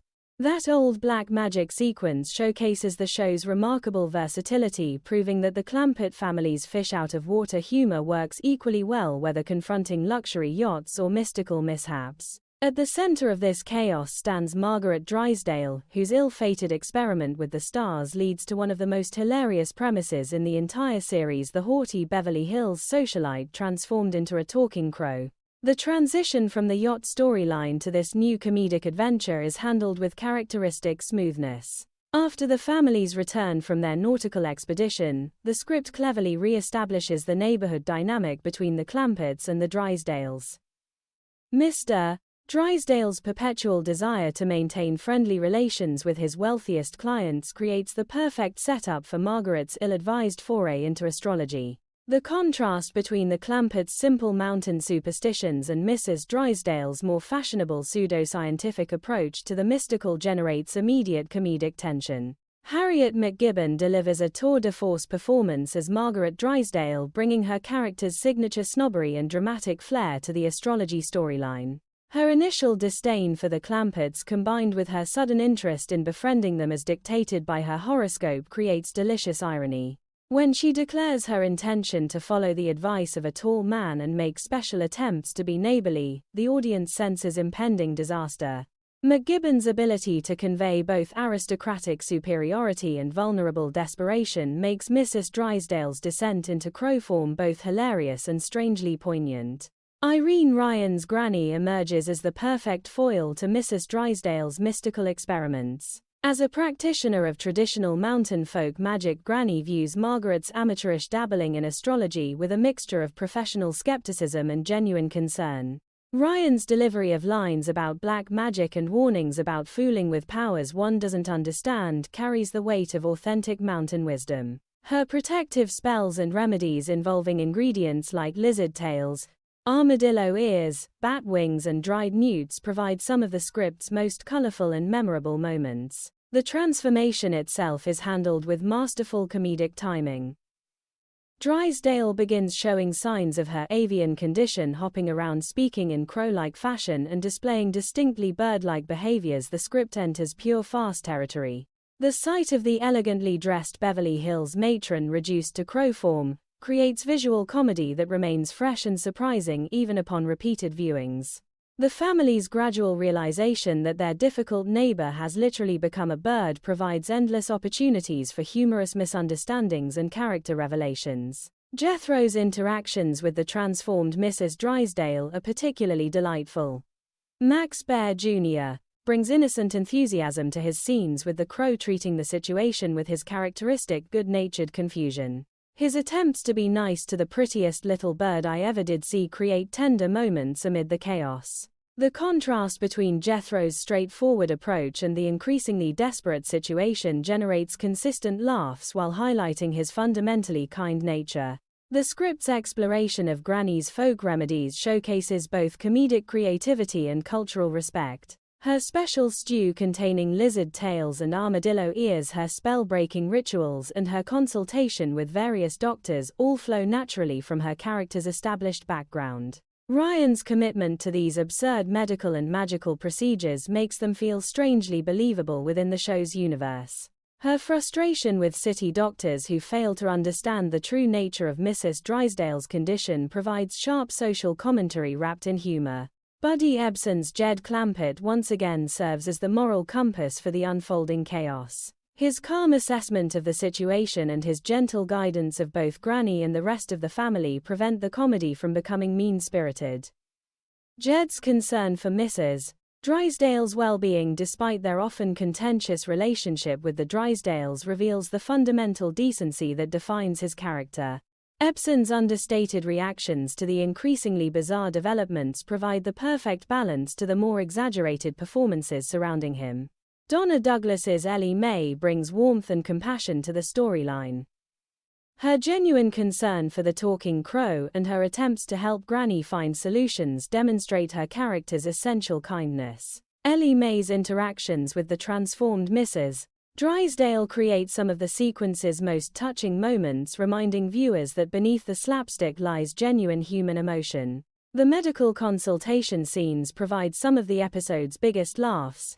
The city doctor's complete misunderstanding of Mrs. Drysdale's condition, treating her as a sick bird rather than a transformed human, creates layered comedy that comments on communication failures and professional limitations. The doctor's advice about sunflower seeds soaked in castor oil and encouraging flapping exercises to improve circulation ranks among the series' most memorable ridiculous prescriptions. The cage dilemma adds another dimension of humor and pathos to Mrs. Drysdale's predicament. The family's attempts to provide appropriate housing for their transformed neighbor while maintaining secrecy create increasingly complex situations. Granny's creation of a special cage with loose bars so that Mrs. Drysdale can bust right out of it when she changes back demonstrates both practical thinking and compassionate concern. Mr. Drysdale's reaction to his wife's condition provides excellent opportunities for Raymond Bailey to showcase his comedic range. His initial disbelief, followed by reluctant acceptance and eventual participation in the love and affection cure, creates a compelling character arc. The scenes where he must express love to a crow version of his wife while under threat of financial consequences from Jed are masterfully executed, blending desperation, humor, and reluctant tenderness. The script's treatment of astrology and folk magic demonstrates sophisticated understanding of different belief systems. Rather than mocking either approach, the show finds humor in the collision between them, while ultimately suggesting that love and human connection transcend mystical explanations. This balanced perspective gives the episode unexpected depth beneath its farcical surface. The physical comedy reaches extraordinary heights as Mrs. Drysdale hops around the kitchen, perches on various surfaces, and interacts with the Clampett family in her avian form. The visual gags involving her yellow legs, red beak, and increasingly frustrated crow vocalizations create comedy that works on multiple levels. The script's willingness to commit fully to the absurdity while maintaining character consistency is remarkable. Throughout this sequence, the show maintains its core themes of family loyalty, neighborly compassion, and the power of simple human kindness. Even as the situation becomes increasingly ridiculous, the Clampett's fundamental decency shines through. Their determination to help Mrs. Drysdale, despite their frequent conflicts with the Drysdales, speaks to the show's optimistic view of human nature. The resolution of the astrology mishap involving declarations of love and the restoration of Mrs. Drysdale to human form provides satisfying closure while maintaining the episode's comedic spirit. The final scenes where Margaret returns to her usual self, complete with her characteristic insults and snobbery, create a perfect bookend to the transformation storyline. This old black magic sequence demonstrates the Beverly Hillbillies' remarkable ability to reinvent its central premise while remaining true to its characters and values. By placing the Clampetts in supernatural situations, the show expanded its comedic universe without losing the warmth and humanity that made it special. The astrology experiment gone wrong remains one of the series' most beloved and memorable storylines, worthy of celebration as a highlight of classic television comedy. In the rich comedic tapestry of the Beverly Hillbillies, few sequences showcase the unique talents of Irene Ryan quite like the extended Granny the Witch Doctor storyline that forms the sixth major movement of this composite script. Here, Granny Moses transforms from the fiery matriarch of the Clampett clan into a full-fledged folk healer and spellcaster attempting to reverse Mrs. Drysdale's unfortunate transformation into a crow through traditional mountain magic. This sequence stands as one of the series' most inventive and hilarious explorations of cultural clash, blending Appalachian folklore with Beverly Hills sophistication in ways that remain fresh and delightful more than 6 decades later. Irene Ryan commands every moment of this storyline with extraordinary comedic precision and emotional depth. As Granny dives headfirst into her role as witch doctor, Ryan brings authenticity, enthusiasm, and sharp timing to the character's increasingly elaborate magical remedies. Her preparation of special stews containing lizard tails, armadillo ears, bat wings, and dried newts is not played as mere absurdity but as a serious medical procedure within Granny's worldview. This commitment to character truth makes the comedy more effective and strangely believable within the show's established universe. Ryan's expressive face and vocal delivery turn every incantation and ingredient mixing session into pure comedic gold. The script gives Granny ample opportunity to demonstrate her extensive knowledge of folk remedies. Her confidence in traditional mountain medicine contrasts sharply with the scientific approach of city doctors, creating layered humor that comments on different ways of understanding health and healing. When Granny declares that she has been at it 50 years and still has things to learn about powerful medicine, the line carries both pride and humility. Ryan delivers these moments with such conviction that viewers cannot help but root for her success even as the situation grows more ridiculous. The interactions between Granny and the transformed Mrs. Drysdale are masterful. Harriet McGibbon's crow-like vocalizations and physical mannerisms create a perfect comedic partnership with Ryan's determined healer. The sight of Granny attempting to administer remedies to a crow version of her difficult neighbor while maintaining secrecy produces some of the episode's most memorable visual gags. Granny's careful instructions about not revealing Mrs. Drysdale's condition to others while simultaneously trying to cure her demonstrate the character's complex blend of compassion and practicality. Buddy Ebsen's Jed Clampett once again provides the steady moral foundation for the unfolding chaos. His gentle support of Granny's efforts while expressing appropriate concern for Mrs. Drysdale's welfare reveals his character's fundamental decency. Ebsen's understated reactions to Granny's more extreme magical procedures offer quiet humor that balances the broader farce. Jed's willingness to trust Granny's methods despite their unconventional nature speaks to the deep family loyalty that defines the Clampett household. Max Baer Jr.'s Jethro brings innocent curiosity and enthusiastic participation to the witch doctor proceedings. His fascination with Granny's special stew and his attempts to be helpful in the healing process create additional layers of comedy. Jethro's straightforward questions and well-meaning suggestions often complicate Granny's delicate work, generating humorous conflicts that feel organic to the characters. Baer's performance ensures that Jethro remains lovable even when his actions create additional problems. Donna Douglas's Ellie Mae provides emotional warmth and compassionate support throughout Granny's magical efforts. Her concern for both Granny and the transformed Mrs. Drysdale adds heart to the comedic proceedings. Ellie Mae's gentle encouragement and practical assistance demonstrate her character's essential kindness while creating opportunities for tender moments amid the magical mayhem. The script's detailed exploration of Granny's magical toolkit showcases impressive creative imagination. Each ingredient in her remedies carries traditional significance within mountain folklore, and the writers use these elements to create both humor and cultural authenticity. The rattlesnake rattle's tansy root and various animal parts become not just props but integral parts of Granny's serious attempt to restore Mrs. Drysdale to human form. This attention to detail elevates the comedy beyond simple slapstick into something more thoughtful and culturally resonant. Granny's consultation with various medical professionals creates some of the sequence's sharpest social commentary. Her frustration with city doctors who fail to understand the true nature of Mrs. Drysdale's condition reflects broader themes about the limitations of modern medicine and the value of traditional wisdom. When Granny describes the patient as a crow to skeptical doctors, their bewildered responses generate consistent laughs while highlighting communication barriers between different worldviews. The cage situation adds both practical challenges and emotional depth to Granny's healing efforts. Her creation of a specially designed enclosure with loose bars so that Mrs. Drysdale can escape when restored demonstrates both ingenuity and compassion. The family's attempts to maintain normal household operations while secretly caring for a transformed neighbor create increasingly complex and humorous situations that test their resourcefulness and family bonds. Mr. Drysdale's involvement in the healing process provides excellent opportunities for Raymond Bailey to display his full range of comedic abilities. His reluctant participation in the love and affection cure prompted by threats to his banking relationship with Jed creates desperate yet touching moments. Bailey's portrayal of a man forced to express love to a crow version of his wife while maintaining his dignity is masterfully executed. The physical comedy reaches remarkable heights as Granny performs her various rituals and remedies. From mixing elaborate potions to performing incantations to physically maneuvering the Crow patient, Ryan's commitment to the physical aspects of her performance creates visual humor that complements the verbal wit. The script's willingness to fully embrace the absurdity of the situation while maintaining character consistency is truly impressive.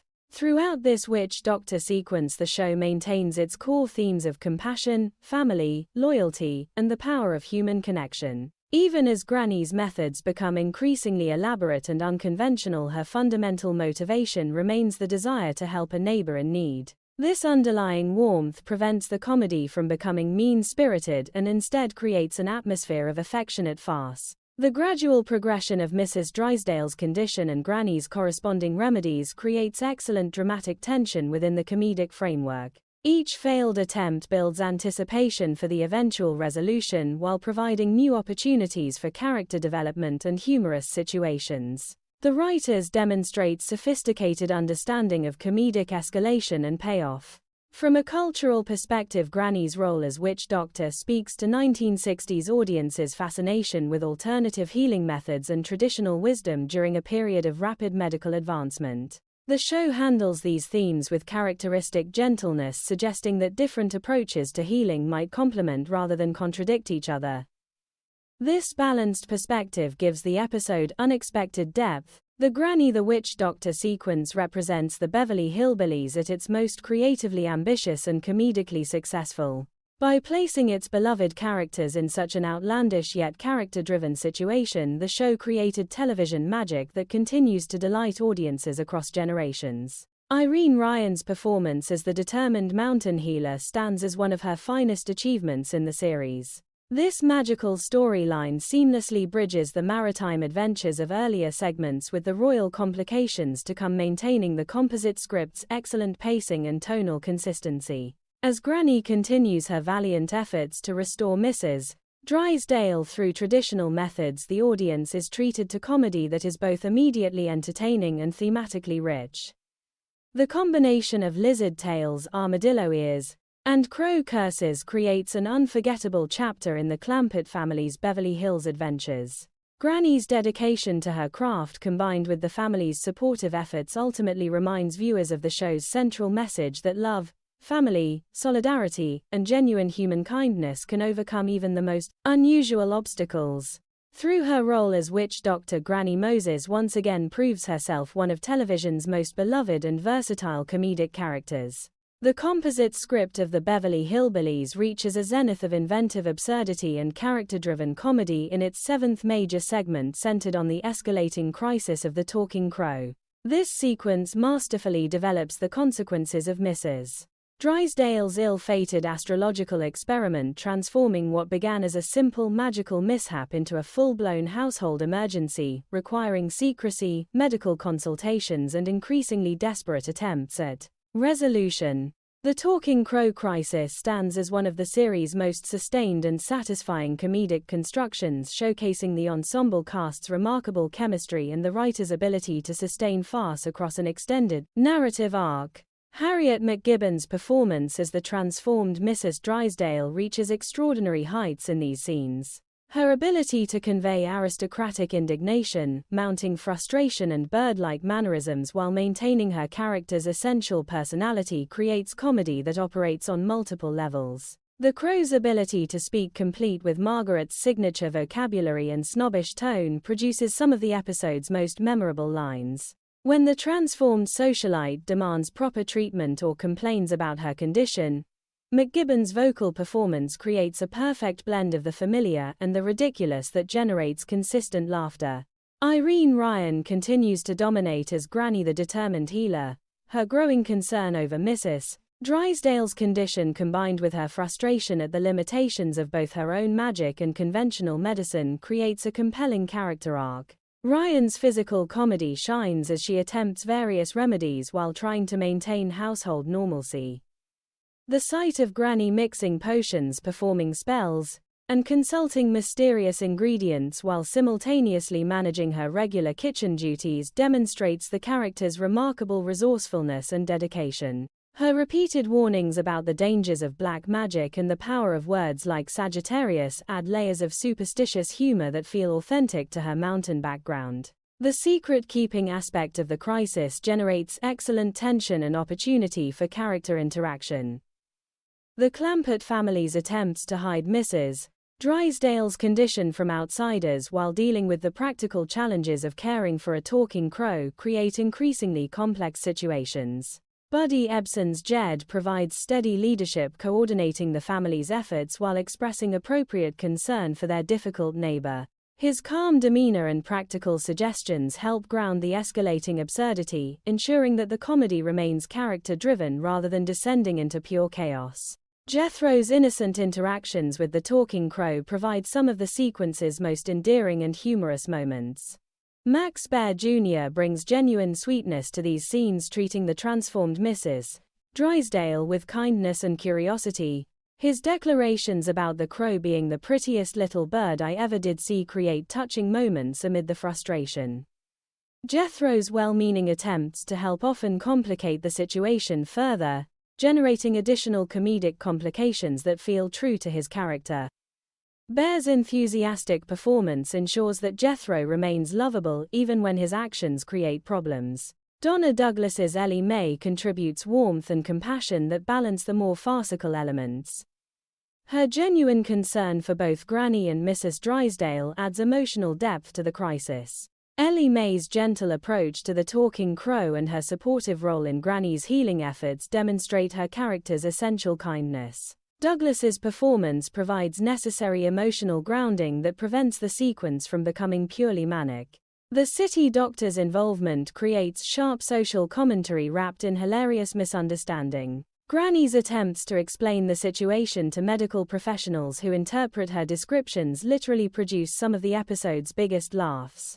The doctor's advice about sunflower seeds soaked in castor oil encouraging flapping exercises, and treating the patient as a conventional sick bird rather than a transformed human creates layered comedy that comments on communication barriers and professional limitations. These consultation scenes demonstrate the script's sophisticated understanding of how different worldviews can collide with humorous results. The cage situation evolves into a central element of the crisis, presenting both practical challenges and emotional opportunities. Granny's specially designed enclosure with loose bars reflects both her practical ingenuity and compassionate concern for Mrs. Drysdale's dignity. The family's efforts to maintain normal household operations while secretly caring for their feathered guest create a rich tapestry of comedic situations that test their creativity and family bonds. Mr. Drysdale's growing involvement in the crisis provides excellent opportunities for Raymond Bailey to showcase his full comedic range. His desperation to restore his wife while maintaining his banking relationship with Jed creates compelling internal conflict. Bailey's portrayal of a man forced to navigate the increasingly bizarre situation while preserving his dignity is masterfully executed. The scenes where he must participate in the love and affection cure under duress rank among the sequence's comedic highlights. The script's attention to the talking crow's behavior creates consistent visual and verbal humor. Mrs. Drysdale's retention of her personality traits, complaining about her condition, making demands, and expressing her characteristic snobbery while in crow form produces delightful cognitive dissonance. The contrast between her elegant speech patterns and bird-like physicality creates comedy that rewards careful attention from viewers. Throughout the talking crow crisis, the show maintains its core themes of compassion, neighborly duty, and the importance of family cooperation in times of trouble. Even as the situation becomes increasingly absurd, the Clampetts' fundamental decency and willingness to help remain constant. This underlying warmth gives the farce genuine heart and prevents it from becoming mean-spirited. The gradual escalation of the crisis from initial discovery to full household emergency demonstrates sophisticated comedic structuring. Each new complication builds upon previous developments while opening fresh opportunities for humor and character revelation. The writer's ability to sustain this extended farce while maintaining pacing and tonal consistency is truly impressive. From a cultural perspective, the Talking Crow crisis reflects 1960s audiences' fascination with questions of identity transformation and the boundaries between different states of being. The show handles these themes with characteristic gentleness, using comedy to explore deeper ideas about personality, dignity, and human connection. Mrs. Drysdale's retention of her essential self, even in crow form, suggests that personality transcends physical appearance. The physical comedy reaches remarkable heights as the family navigates the practical challenges of caring for a talking crow. From preventing Mrs. Drysdale from flying away to managing her interactions with visitors to dealing with her increasingly frustrated demands, each scene offers fresh visual gags and opportunities for ensemble performance. The cast's commitment to the absurdity while maintaining character truth creates television magic of the highest order. Irene Ryan's dedication to Granny's role as primary healer and crisis manager deserves special recognition. Her ability to balance determination, frustration, compassion, and comedic timing across the extended sequence creates one of her most memorable performances in the series. Ryan's physical and vocal work in these scenes elevates the material significantly. The Talking Crow crisis represents the Beverly Hillbillies at its most creatively bold and comedically successful. By committing fully to such an outlandish premise while grounding it in authentic character relationships, the show created comedy that remains fresh and delightful across generations. This sequence perfectly exemplifies why the series achieved such remarkable cultural impact and enduring popularity. As the crisis continues to unfold, the audience is treated to comedy that is both immediately entertaining and thematically rich. The combination of secret spells, bewildered city doctors, and feathered frustration creates an unforgettable chapter in the Clampett family's Beverly Hills misadventures. Through their collective efforts to resolve the Talking Crow situation, the family once again demonstrates the power of love, cooperation, and mountain wisdom in the face of even the most unusual challenges. The composite script of the Beverly Hillbillies delivers one of its most emotionally layered and comedically brilliant sequences in Part 8, focusing on love and affection as medicine and Mr. Drysdale's increasingly reluctant romantic overtures toward his wife in her crow form. This segment represents the emotional and comedic climax of the astrology mishap storyline, blending farce pathos, social satire, and genuine heart in ways that exemplify everything that made the series a television classic. The requirement that Milburn Drysdale express love to a talking crow under threat of financial consequences creates one of the most memorable situational comedies in the show's entire run. Raymond Bailey rises to the occasion with what may be his finest performance as Milburn Drysdale. His character, normally defined by greed, anxiety, and social climbing, is forced into a position of genuine vulnerability and reluctant tenderness. Bailey masterfully conveys the banker's internal conflict, his genuine concern for his wife battling against his discomfort with public displays of affection, and the sheer absurdity of the situation. The scenes where he must repeatedly declare "I love you" to a crow version of Margaret rank among the series' most hilarious yet strangely touching moments. His delivery shifts from mechanical recitation to increasingly desperate sincerity as the pressure from Jed Clampett mounts. Buddy Ebsen's Jed Clampett serves as the moral authority driving this unconventional treatment plan. His insistence that only understanding and love and affection can cure Mrs. Drysdale's condition reflects the show's core philosophy that human connection transcends medical or magical solutions. Ebsen plays these scenes with quiet conviction and gentle authority, making Jed's demands feel both reasonable within the show's universe and comically insistent. His threat to withdraw financial business from Drysdale's bank unless proper affection is shown adds delicious pressure to the proceedings while remaining true to Jed's principled character. Irene Ryan's Granny continues to shine as both medical supervisor and emotional commentator. Her role as the architect of the love and affection cure demonstrates her practical wisdom and understanding of human nature. Ryan's mix of satisfaction at seeing her unconventional methods potentially validated and her continued concern for Mrs. Drysdale's welfare creates a rich performance that balances comedy with genuine care. Her supervision of Drysdale's romantic efforts, complete with coaching and corrections, provides some of the sequence's most entertaining moments. The Talking Crow's reactions to her husband's declarations add perfect counterpoint to the proceedings. Harriet McGibbon's performance as the avian Margaret captures both indignation at her reduced state and reluctant softening as the affection begins to work. The Crow's ability to respond with Margaret's characteristic vocabulary and personality while displaying bird-like physical behaviors creates ongoing cognitive dissonance that fuels the comedy. Her initial resistance followed by gradual acceptance of the treatment plan provides an engaging emotional arc within the larger farce. The family's collective support during this treatment phase highlights the Clampett's fundamental decency and teamwork. Jethro's enthusiastic encouragement, Ellie Mae's gentle compassion and Jed's steady guidance create a supportive environment that contrasts beautifully with Drysdale's discomfort. Max Baer Jr. and Donna Douglas bring warmth and humor to their respective roles, ensuring that the sequence maintains its heart even as the absurdity escalates. The script's exploration of love as medicine offers surprisingly thoughtful commentary beneath the surface farce. By suggesting that emotional connection and genuine affection can heal where conventional methods fail, the episode touches on universal truths about human relationships.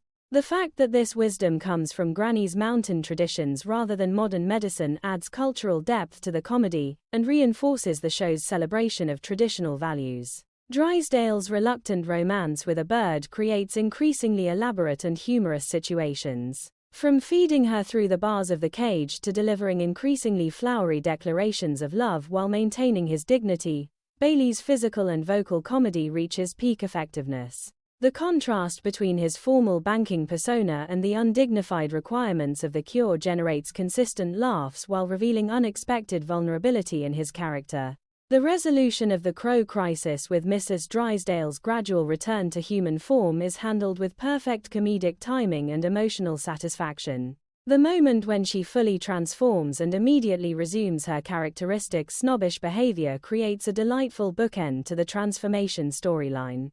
Her immediate rejection of Drysdale's affection followed by his continued declarations under Jed's watchful eye provides a perfect comedic capstone to the sequence. This love and affection treatment sequence demonstrates the Beverly Hillbillies' remarkable ability to blend broad farce with genuine emotional insight. The requirement that Drysdale express love to save his wife creates comedy that is both immediately entertaining and thematically meaningful. The show suggests that even the most reluctant participants can discover authentic connection when forced to express care for others.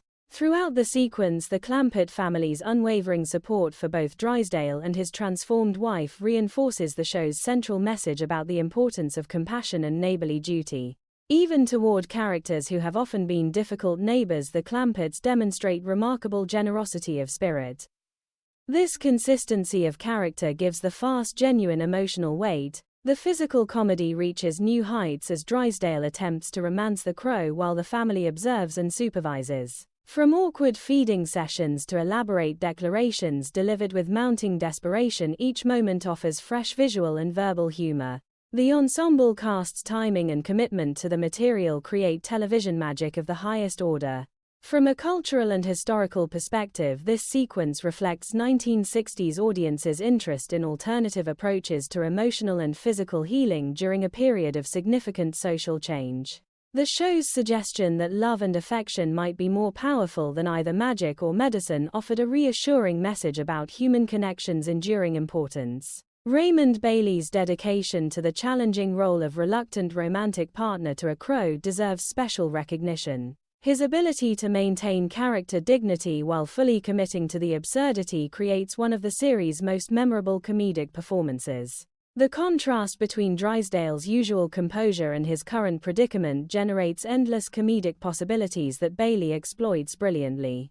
The love and affection as medicine sequence stands as one of the Beverly Hillbillies' crowning achievements in character comedy. By placing its characters in such an extreme yet emotionally grounded situation, the show created entertainment that continues to resonate with audiences across generations. The resolution of the Crow crisis not only provides satisfying closure to the astrology storyline but also reinforces the show's optimistic view of human nature and the healing power of genuine affection. As Mrs. Drysdale returns to her human form complete with her characteristic personality and complaints, the audience feels a sense of shared accomplishment with the Clampett family. The journey from transformed Crow to restored socialite facilitated by love and mountain wisdom creates a perfect conclusion to one of the series' most inventive storylines. Through reluctant romance and feathered frustration, The Beverly Hillbillies once again proves its mastery of blending broad comedy with heartfelt insight. The composite script of the Beverly Hillbillies shifts gears magnificently in its ninth major segment with the arrival of the oil-rich Sheik, introducing international intrigue, royal extravagance and fresh culture clash comedy to the Clampett household. This sequence masterfully transitions from the domestic supernatural chaos of the previous episodes into grander geopolitical and cultural territory while maintaining the show's signature warmth, humor and character consistency. The Sheik's visit represents one of the series' most ambitious and entertaining explorations of wealth, tradition and cross-cultural misunderstanding. The setup for the Sheik's arrival is handled with characteristic cleverness. Following the resolution of the Crow crisis, the script re-establishes the Clampett's oil empire connections through a television appearance that brings together Jed Clampett and the Sheik as two powerful oil kings from East and West. Buddy Ebsen's Jed handles the media attention with his trademark humility and quiet dignity, creating an immediate and delightful contrast with the Sheik's more flamboyant royal presence. The television studio scenes provide excellent opportunities for meta-commentary on media and celebrity while advancing the central plot. The Sheik himself is portrayed with appropriate regal dignity and cultural distinctiveness. His generous nature expressed through lavish gifts and extravagant offers creates immediate comedic tension with the Clampetts' more modest and principled approach to life. The royal visitor's decision to gift Jed 4 dancing girls as tokens of friendship and gratitude sets up one of the episode's most memorable and hilarious complications. This extravagant present perfectly encapsulates the cultural differences that drive the comedy while highlighting the Sheik's genuine admiration for his new American business partner. Jed's reaction to receiving 4 dancing girls as a gift stands as one of Buddy Ebsen's finest comedic moments in the series.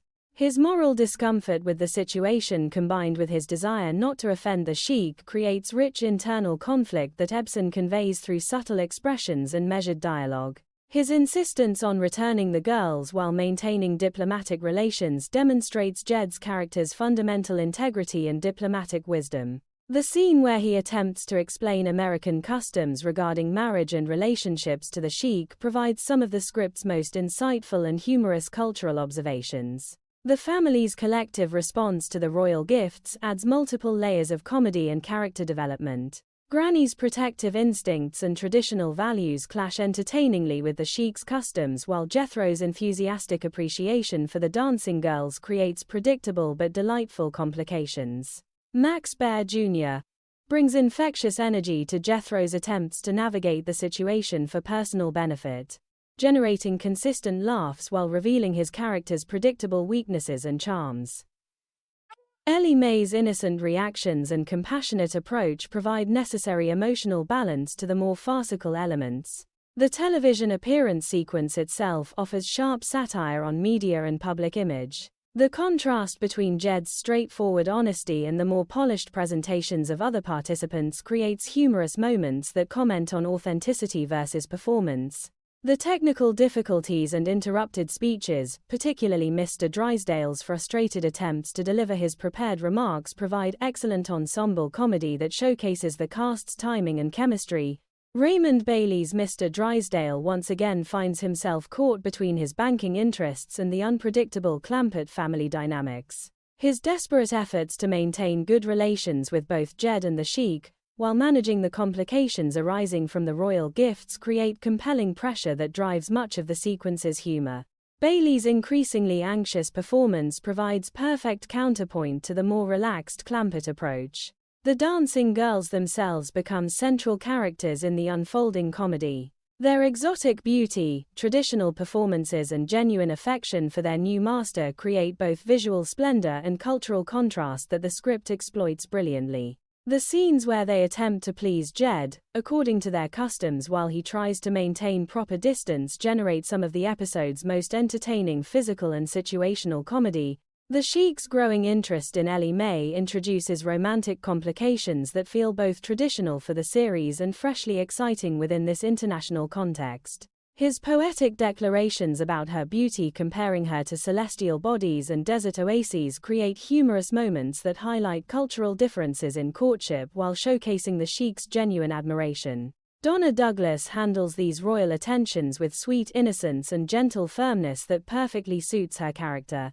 The script's attention to cultural details enriches the comedy without resorting to stereotypes. The Sheik's customs regarding gifts, marriage and hospitality are presented with respect even as they create comedic conflicts with American norms. This balanced approach allows the humor to emerge from genuine cultural differences rather than mockery, maintaining the show's characteristic warmth and generosity of spirit. Jed's diplomatic efforts to resolve the situation without offending the Sheik demonstrate his character's wisdom and moral clarity. His careful negotiations supported by the family's collective input create engaging dramatic tension while providing numerous opportunities for character-revealing comedy. The contrast between Jed's straightforward honesty and the more complex diplomatic maneuvering required by the situation generates some of the sequence's most insightful moments. The arrival of the Sheik and his entourage transforms the Clampett mansion into a bustling center of international activity. The visual contrast between the royal retinue and the family's simple mountain lifestyle creates ongoing opportunities for visual humor and cultural observation. The script makes excellent use of the mansion's spaces to stage various comedic encounters between the different groups. Throughout the Sheik's visit, the show maintains its core themes of hospitality, integrity, and the importance of staying true to one's values, even when confronted with tremendous wealth and power.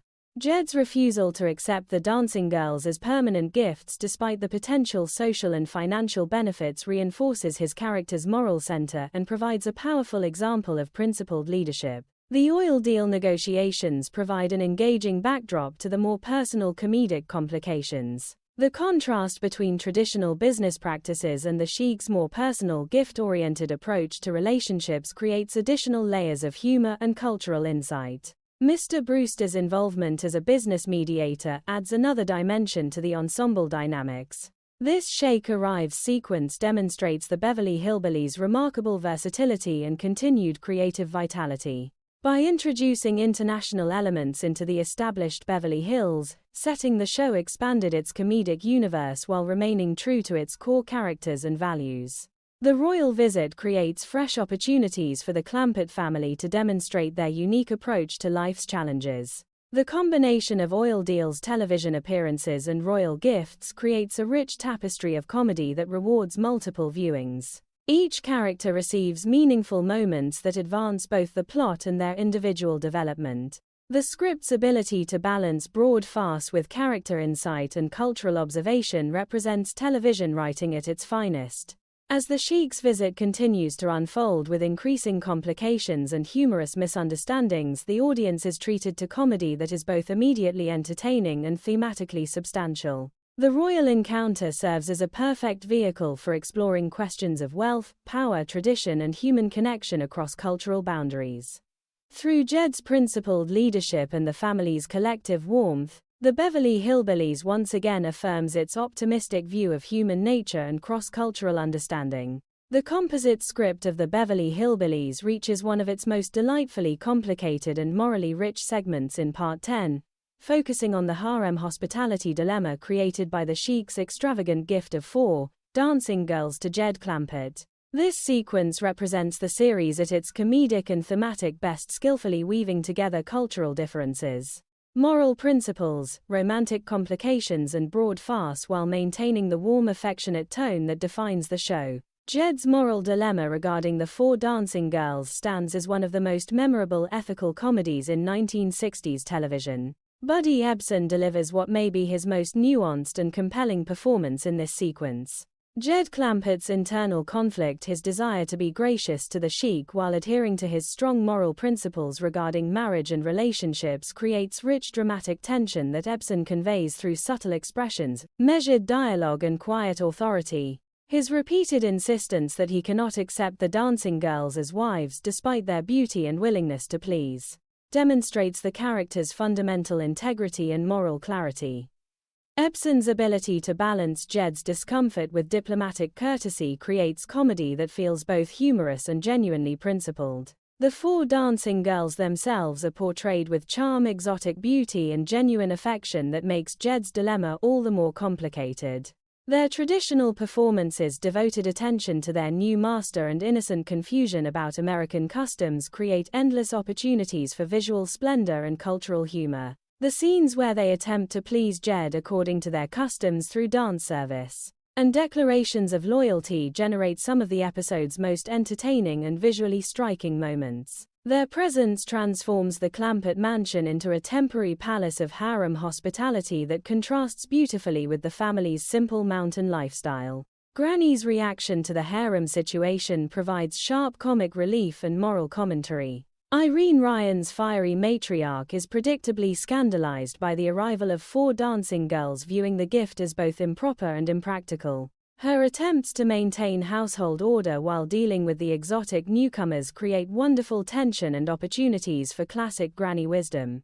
Ryan's delivery of lines expressing her disapproval and determination to restore proper order ranks among her most memorable moments in the series. Her protective instincts toward Ellie Mae and the family's reputation add emotional depth to her comedic outrage. Jethro's enthusiastic response to the dancing girls creates predictable but delightful complications. Max Baer Jr.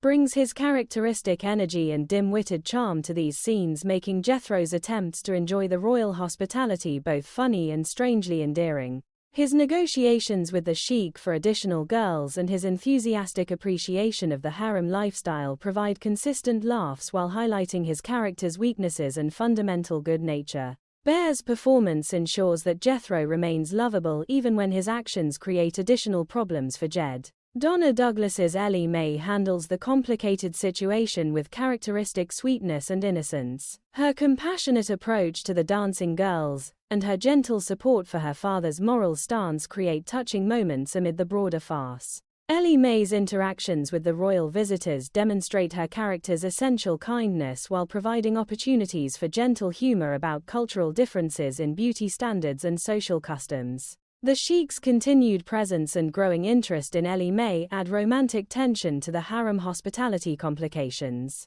His poetic declarations and lavish offers create humorous situations that highlight cultural differences in courtship while showcasing his genuine admiration for the Clampett family. The contrast between the Sheik's extravagant approach to relationships and Jed's more traditional values generates insightful comedy that comments on different cultural approaches to marriage and family without descending into den mockery. Mr. Drysdale and Mr. Brewster's involvement in resolving the situation provides additional layers of business and diplomatic comedy. Their desperate attempts to maintain good relations with both the Sheik and Jed, while managing the harem complications, create compelling pressure that drives much of the sequence's humor. Raymond Bailey's increasingly anxious performance as Drysdale perfectly captures the banker's conflict between financial interests and social propriety. The script's exploration of Jed's moral dilemma is surprisingly thoughtful and nuanced. By forcing Jed to navigate between diplomatic courtesy and personal ethics, the episode examines questions of integrity, cultural relativism, and moral consistency in the face of temptation.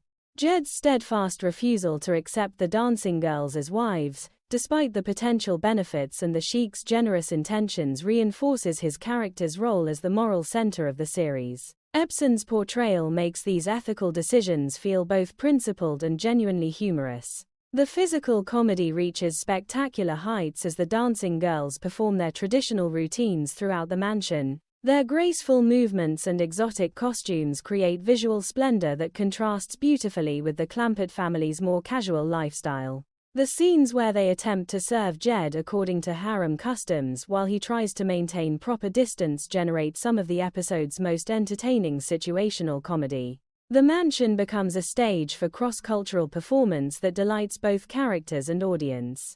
Granny's attempts to restore order and proper moral standards create wonderful conflicts with the harem hospitality. Her determination to send the girls back to the Sheik while maintaining diplomatic relations produces some of the sequence's most memorable confrontations. Ryan's physical and vocal comedy in these scenes elevates the material significantly, making Granny's moral outrage both funny and strangely admirable.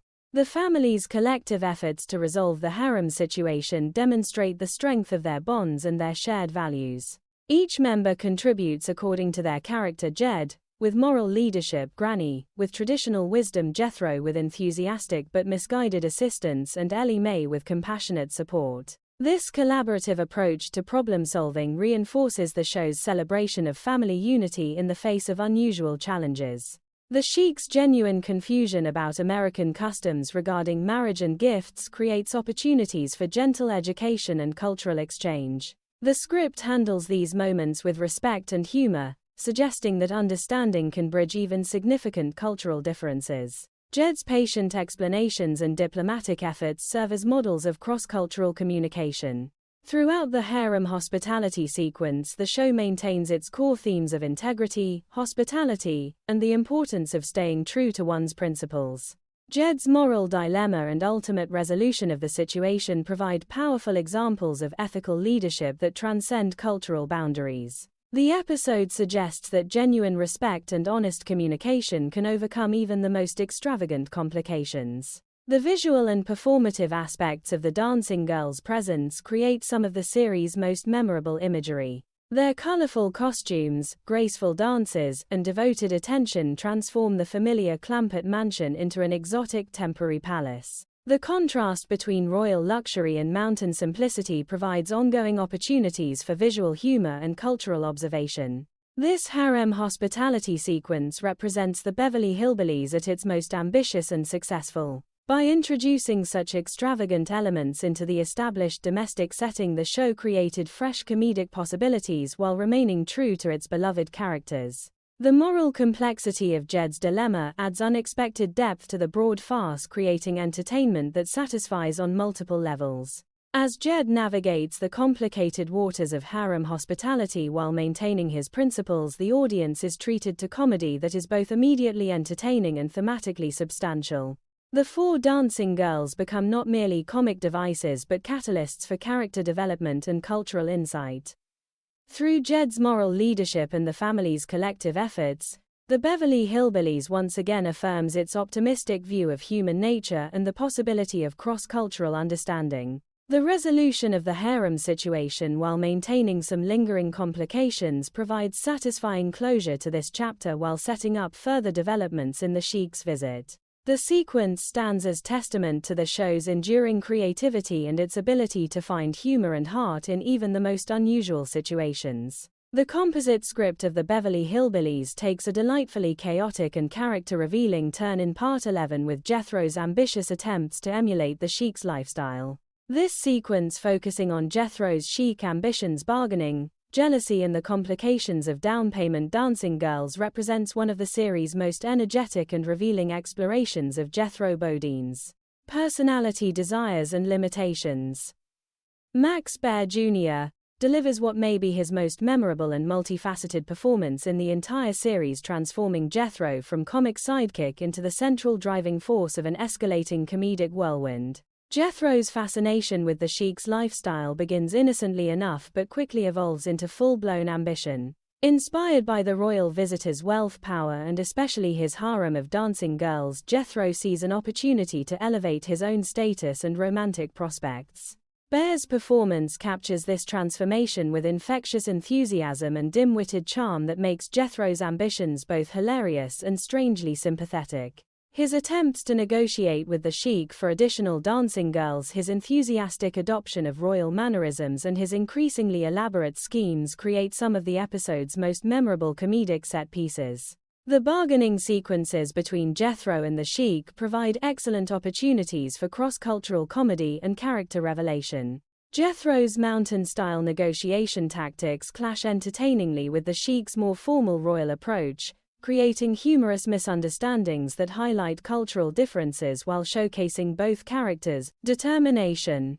Baer's portrayal of Jethro as an enthusiastic but inexperienced bargainer generates consistent laughs as he attempts to secure what he sees as his rightful share of royal luxury. His offers of various Clampett assets in exchange for dancing girls reveal both his creativity and his fundamental misunderstanding of appropriate value exchange. Jed's reaction to Jethro's ambitions creates rich fatherly concern and moral guidance that forms the emotional backbone of the sequence. Buddy Ebsen's portrayal of Jed's patient attempts to redirect his nephew's energy while maintaining family harmony demonstrates the character's wisdom and loving nature. The contrast between Jed's principled approach to the Sheik's gifts and Jethro's enthusiastic acceptance of royal customs creates compelling dramatic tension that enriches the comedy. Ebsen's subtle expressions of concern and gentle corrections provide the perfect counterbalance to Bear's more boisterous performance. Granny's outrage at Jethro's behavior provides sharp comic relief and traditional moral commentary. Irene Ryan's fiery disapproval of her grandson's harem ambitions creates wonderful conflict that drives much of the sequence's energy. Her attempts to discipline Jethro while simultaneously dealing with the broader complications of the Sheik's visit demonstrate her character's enduring strength and protective instincts. Ryan's physical comedy and vocal delivery in these confrontation scenes rank among her most entertaining work in the series. The down payment dancing girls concept emerges as one of the sequence's most inspired comedic devices. Jethro's arrangement for partial delivery of additional girls as down payment on larger future transactions creates escalating complications that test the family's patience and diplomatic skills. Bear's enthusiastic management of these partial harem deliveries generates visual and situational humor that builds steadily throughout the sequence.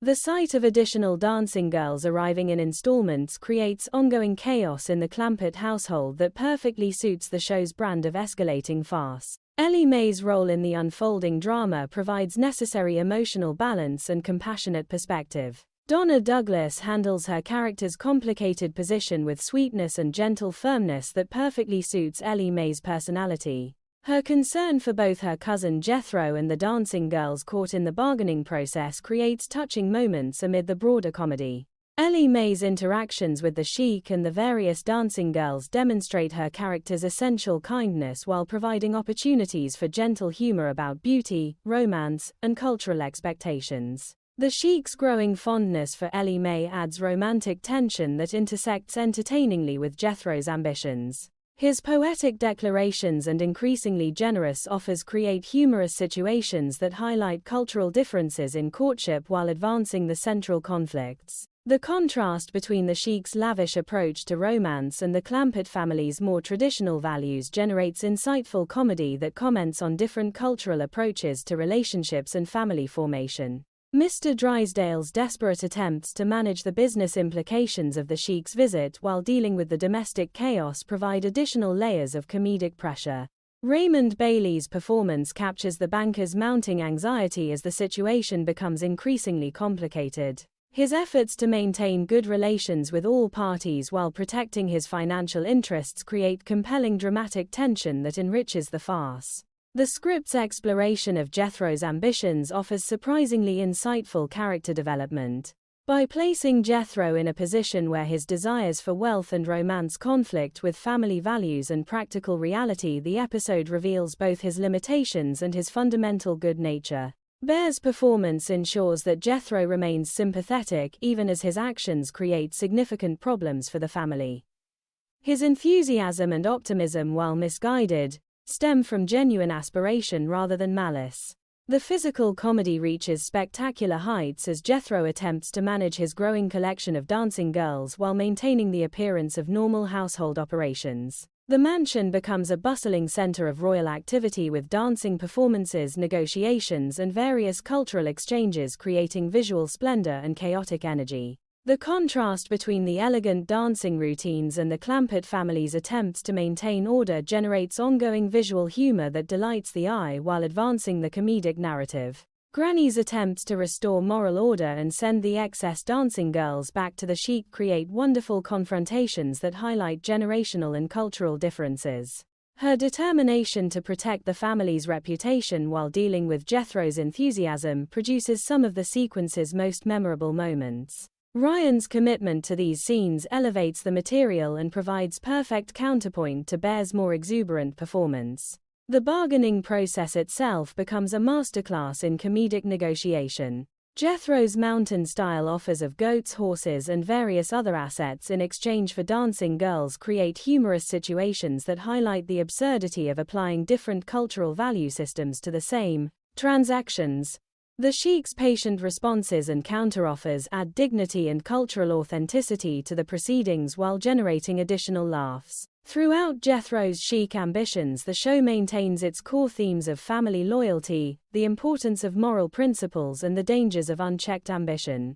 Jed's gentle guidance and the family's collective efforts to manage the situation demonstrate the strength of their bonds and shared values. Even as Jethro's schemes create chaos, the underlying love and concern within the family remain constant. The sequence's exploration of jealousy and competition, particularly Jethro's attempts to secure his own harem while the Sheik shows interest in Ellie Mae, adds emotional complexity to the broad comedy. These interpersonal dynamics create relatable human drama beneath the cultural farce, making the episode more substantial than typical sitcom fare. This Jethro's Sheik ambitions sequence represents the Beverly Hillbillies at its most creatively vibrant and character-focused. By centering the action on Jethro's misguided but enthusiastic ambitions, the show created fresh comedic possibilities while providing meaningful development for one of its most beloved supporting characters. The combination of bargaining jealousy and down payment dancing girls creates a perfect storm of comedy that rewards careful viewing and multiple revisits. As Jethro continues his ambitious pursuit of Sheik-like status, the audience is treated to entertainment that is both wildly funny and thematically rich. The sequence perfectly captures the show's ability to find humor in human desires while gently reminding viewers of the importance of family values and moral consistency. Through Jethro's misadventures with royal aspirations, the Beverly Hillbillies once again proves its mastery of blending broad farce with genuine character insight and cultural observation. The composite script of the Beverly Hillbillies reaches a romantic and culturally rich crescendo in Part 12 with the central focus on Ellie Mae's royal wooing. This sequence masterfully explores the Sheik's growing affection for Ellie Mae Clampett, his increasingly lavish offers to win her hand, and the Clampett family's determined resistance to royal courtship. The episode brilliantly balances romantic comedy, cultural contrast, family loyalty, and moral principles, creating one of the most engaging and thematically substantial segments in the entire series. Donna Douglas delivers a performance of exceptional sweetness and strength as Ellie Mae navigates royal attention while remaining true to her values. Donna Douglas shines brightly in this sequence, bringing depth, innocence, and quiet determination to Ellie Mae's experiences with royal wooing. Her character's gentle but firm resistance to the Sheik's advances, combined with her compassionate understanding of his cultural perspective, creates a compelling portrait of moral integrity wrapped in Southern charm. Douglas's ability to convey both Ellie Mae's discomfort with the extravagant attention and her fundamental kindness makes her performance both humorous and genuinely moving. The contrast between the Sheik's lavish courtship and Ellie Mae's preference for simple, honest connection generates some of the episode's most insightful and touching moments. The Sheik's wooing of Ellie Mae is portrayed with appropriate royal grandeur and poetic sincerity. His declarations comparing her beauty to celestial phenomena and desert oases create humorous yet genuinely admiring moments that highlight cultural differences in romantic expression. The royal suitor's increasingly generous offers, including gold, livestock, and other treasures, create escalating pressure on the Clampett family while providing abundant comedic opportunities. His genuine confusion about American customs regarding marriage and consent adds layers of cultural humor that the script handles with respect and wit. Buddy Ebsen's Jed Clampett once again serves as the moral anchor for the family's response to the royal wooing. His firm but diplomatic insistence that Ellie Mae is not for sale at no price demonstrates the character's fundamental principles and protective love for his daughter. Ebsen's quiet authority and measured responses to the Sheik's increasingly extravagant offers create compelling dramatic tension while providing the emotional foundation for the sequence's comedy. Jed's careful navigation between diplomatic courtesy and paternal protection showcases his wisdom and moral clarity. Granny's fierce protection of Ellie Mae provides some of the sequence's most entertaining confrontations. Irene Ryan's fiery indignation at the Sheik's offers and her determination to defend traditional values create wonderful energy that drives much of the comedic conflict. Her colorful warnings and protective actions demonstrate the depth of her love for her granddaughter while generating consistent laughs through her uncompromising mountain wisdom. Ryan's physical comedy and sharp delivery in these scenes rank among her strongest work in the composite script. Jethro's complicated position in the royal wooing creates additional layers of humor and character revelation. Max Baer Jr. His performance captures Jethro's mix of jealousy, opportunistic scheming and genuine familial concern as he watches the Sheik pursue his cousin. His attempts to insert himself into the negotiations and secure personal benefits from the situation generate predictable but delightful complications. Baer's ability to make Jethro's self-serving behavior both funny and ultimately sympathetic adds richness to the ensemble dynamics. The Clampett family's collective resistance to the Sheik's lavish offers forms the emotional and comedic heart of the sequence. Their unified stance in protecting Ellie Mae's autonomy while maintaining respectful relations with the royal visitor demonstrates the strength of their family bonds and shared values. The contrast between the Sheik's extravagant approach to courtship and the Clampett's emphasis on love, consent, and personal choice creates insightful cultural commentary wrapped in warm humor. Mr. Drysdale and Mr. Brewster's involvement in managing the business and diplomatic implications of the royal wooing adds pressure and additional comedic layers. Their desperate attempts to maintain good relations with the Sheik while supporting the Clampett's moral position create compelling tension that enriches the farce. Raymond Bailey's anxious performance perfectly captures the banker's conflict between financial interests and social propriety. The script's exploration of Ellie Mae's royal wooing offers thoughtful commentary on themes of autonomy, cultural respect, and the nature of genuine love. By presenting the Sheik as a sincere and generous suitor rather than a caricature, the episode creates genuine dramatic stakes while maintaining its comedic foundation. Ellie Mae's gentle but firm rejection of royal luxury in favor of simple American values reinforces the show's celebration of authentic living and personal integrity. The physical and visual elements of the royal wooing create spectacular comedic opportunities. The Sheik's elaborate gifts, the dancing girls' performances in support of their master's courtship, and the Clampett family's attempts to maintain normal household operations amid royal extravagance generate visual humor that delights the eye while advancing the narrative. The mansion becomes a stage for cross-cultural romantic comedy that showcases the series' visual creativity and attention to detail. The bargaining over Ellie Mae's hand reaches increasingly elaborate heights as the Sheik adds more generous offers to his proposals. The inclusion of gold camels, horses and other treasures creates humorous situations that highlight the absurdity of attempting to purchase love while also demonstrating the Sheik's genuine admiration. Jed's steadfast resistance to these offers, supported by the entire family, creates compelling moral drama beneath the broad comedy. Granny's attempts to discourage the Sheik through traditional mountain methods and direct confrontation provide some of the sequence's most memorable moments. Her colorful warnings about the dangers of pursuing Ellie Mae and her protective actions demonstrate the depth of her love for her family while generating consistent laughs through her uncompromising personality.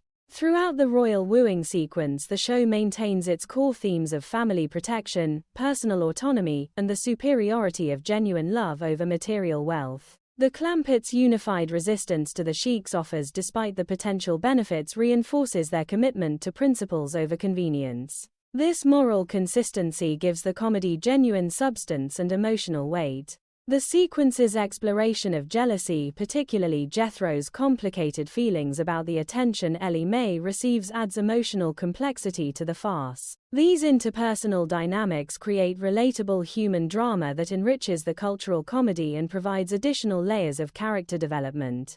This Ellie Mae's royal wooing sequence represents the Beverly Hillbillies at its most romantically engaging and thematically rich. By placing Ellie Mae at the center of royal attention while maintaining her essential character, the show created fresh comedic possibilities while providing meaningful development for one of its most beloved characters. The combination of lavish offers, family resistance, and cultural contrast creates perfect comedic alchemy.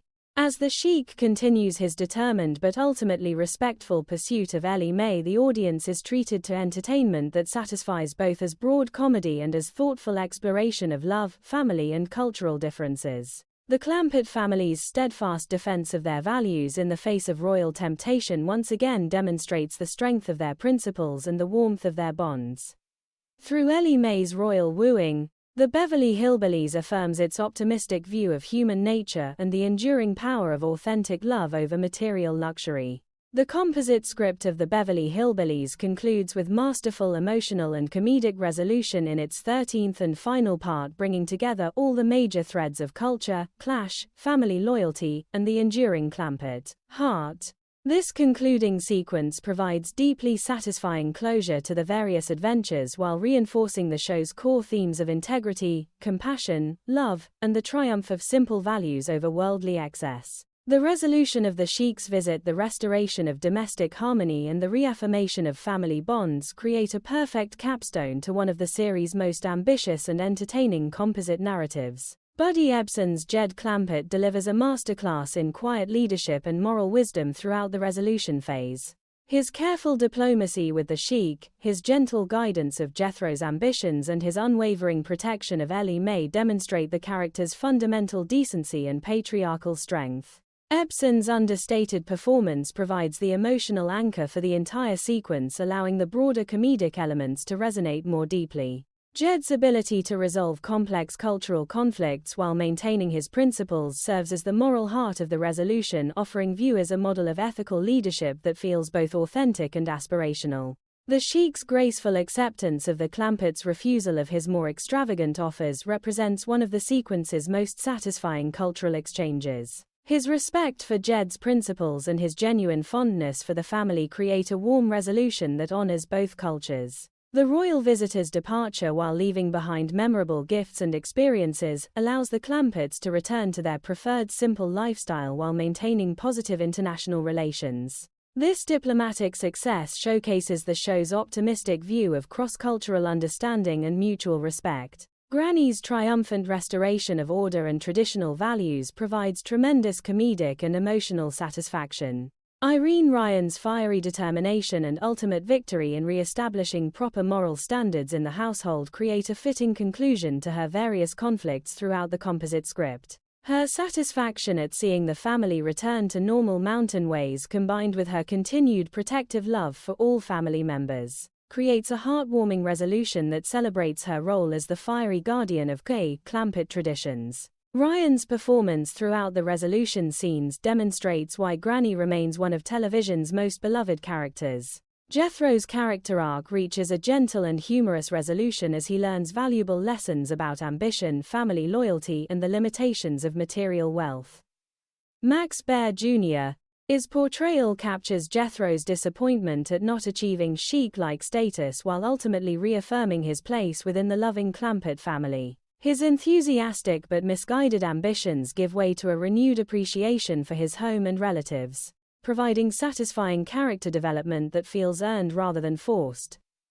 Baer's ability to make Jethro's growth both funny and touching adds emotional depth to the conclusion. Ellie Mae's graceful handling of the royal attention and her ultimate choice to remain true to her values provide one of the sequence's most touching resolutions. Donna Douglas brings quiet strength and radiant warmth to these concluding scenes, making Ellie Mae's commitment to simple American life feel both principled and genuinely joyful. Her compassionate treatment of the Sheik and the dancing girls, combined with her relief at returning to normal family life, creates a compelling portrait of moral courage wrapped in Southern sweetness. Douglas's performance provides the emotional heart of the resolution, reminding viewers why Ellie Mae remains one of the series' most beloved characters. The restoration of normal household operations after the various chaotic adventures creates numerous opportunities for warm character-driven comedy. The family's collective relief at returning to their familiar routines, combined with their shared memories of the recent extraordinary events, generates heartwarming moments that celebrate the simple pleasures of home and family. The contrast between the recent royal luxury and the Clampetts' preferred mountain lifestyle reinforces the show's central message about the superiority of authentic living over material excess. Mr. Drysdale's final interactions with the Clampett family provide satisfying closure to his various schemes and anxieties throughout the composite script. Raymond Bailey's performance captures the banker's relief at the resolution of the various complications while maintaining his characteristic ambition and concern for his banking interests. His renewed appreciation for the Clampetts' unique qualities despite the chaos they often bring to his life creates a fitting conclusion to his character arc within these episodes. The script's resolution of the various cultural clashes demonstrates sophisticated understanding of how different worldviews can coexist and learn from one another. The Sheik's respectful departure, the family's reaffirmed values, and the various characters' personal growth create a harmonious conclusion that honors the complexity of cultural differences while celebrating universal human values of love, loyalty, and integrity. This balanced approach gives the resolution genuine depth and emotional resonance. The physical comedy reaches a delightful final crescendo as the family deals with the practical challenges of returning the various royal gifts and restoring order to the mansion. The sight of dancing girls departing, exotic animals being returned, and various luxurious items being carefully managed creates visual humor that provides perfect punctuation to the broader narrative arcs. The Clampett's practical approach to these challenges reinforces their character traits while generating final laughs. Throughout the resolution sequence, the show reaffirms its core themes of family loyalty, the importance of moral principles, and the enduring power of simple human connection. The Clampett's ability to navigate extraordinary circumstances while remaining true to their values provides a powerful example of character strength and familial love. Their collective journey through yachts, magic, and royal intrigue ultimately strengthens their bonds and reaffirms their commitment to one another.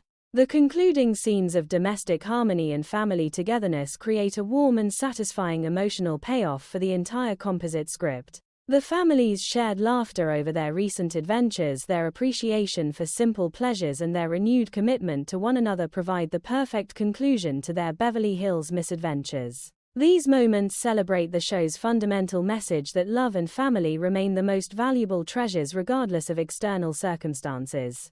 From a broader cultural and historical perspective, this resolution speaks powerfully to 1960s audiences navigating rapid social and economic change. The Clampett's ability to engage with wealth, royalty, and modernity while maintaining their core values offered reassurance that traditional principles could successfully navigate contemporary challenges. The show's optimistic resolution suggests that integrity and family loyalty provide the foundation for meaningful life even amid extraordinary circumstances. The entire composite script, brought to harmonious conclusion in this final sequence, demonstrates the Beverly Hillbillies' remarkable creative achievement.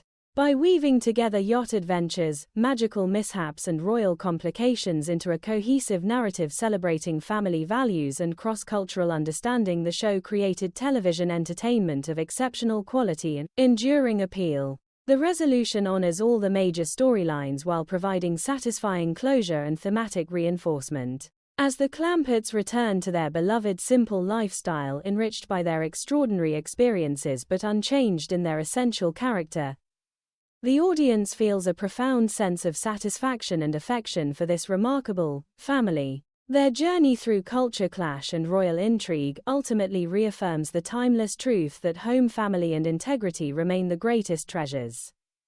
Through their adventures and ultimate resolution, the Clampetts once again prove why they captured the hearts of millions and why the Beverly Hillbillies remains one of television's most beloved and enduring classics. The final images of family unity, warm domesticity, and shared laughter provide the perfect emotional conclusion to this magnificent composite journey. The Clampett heart, tested by yachts, magic, and royalty, emerges stronger and more loving than ever.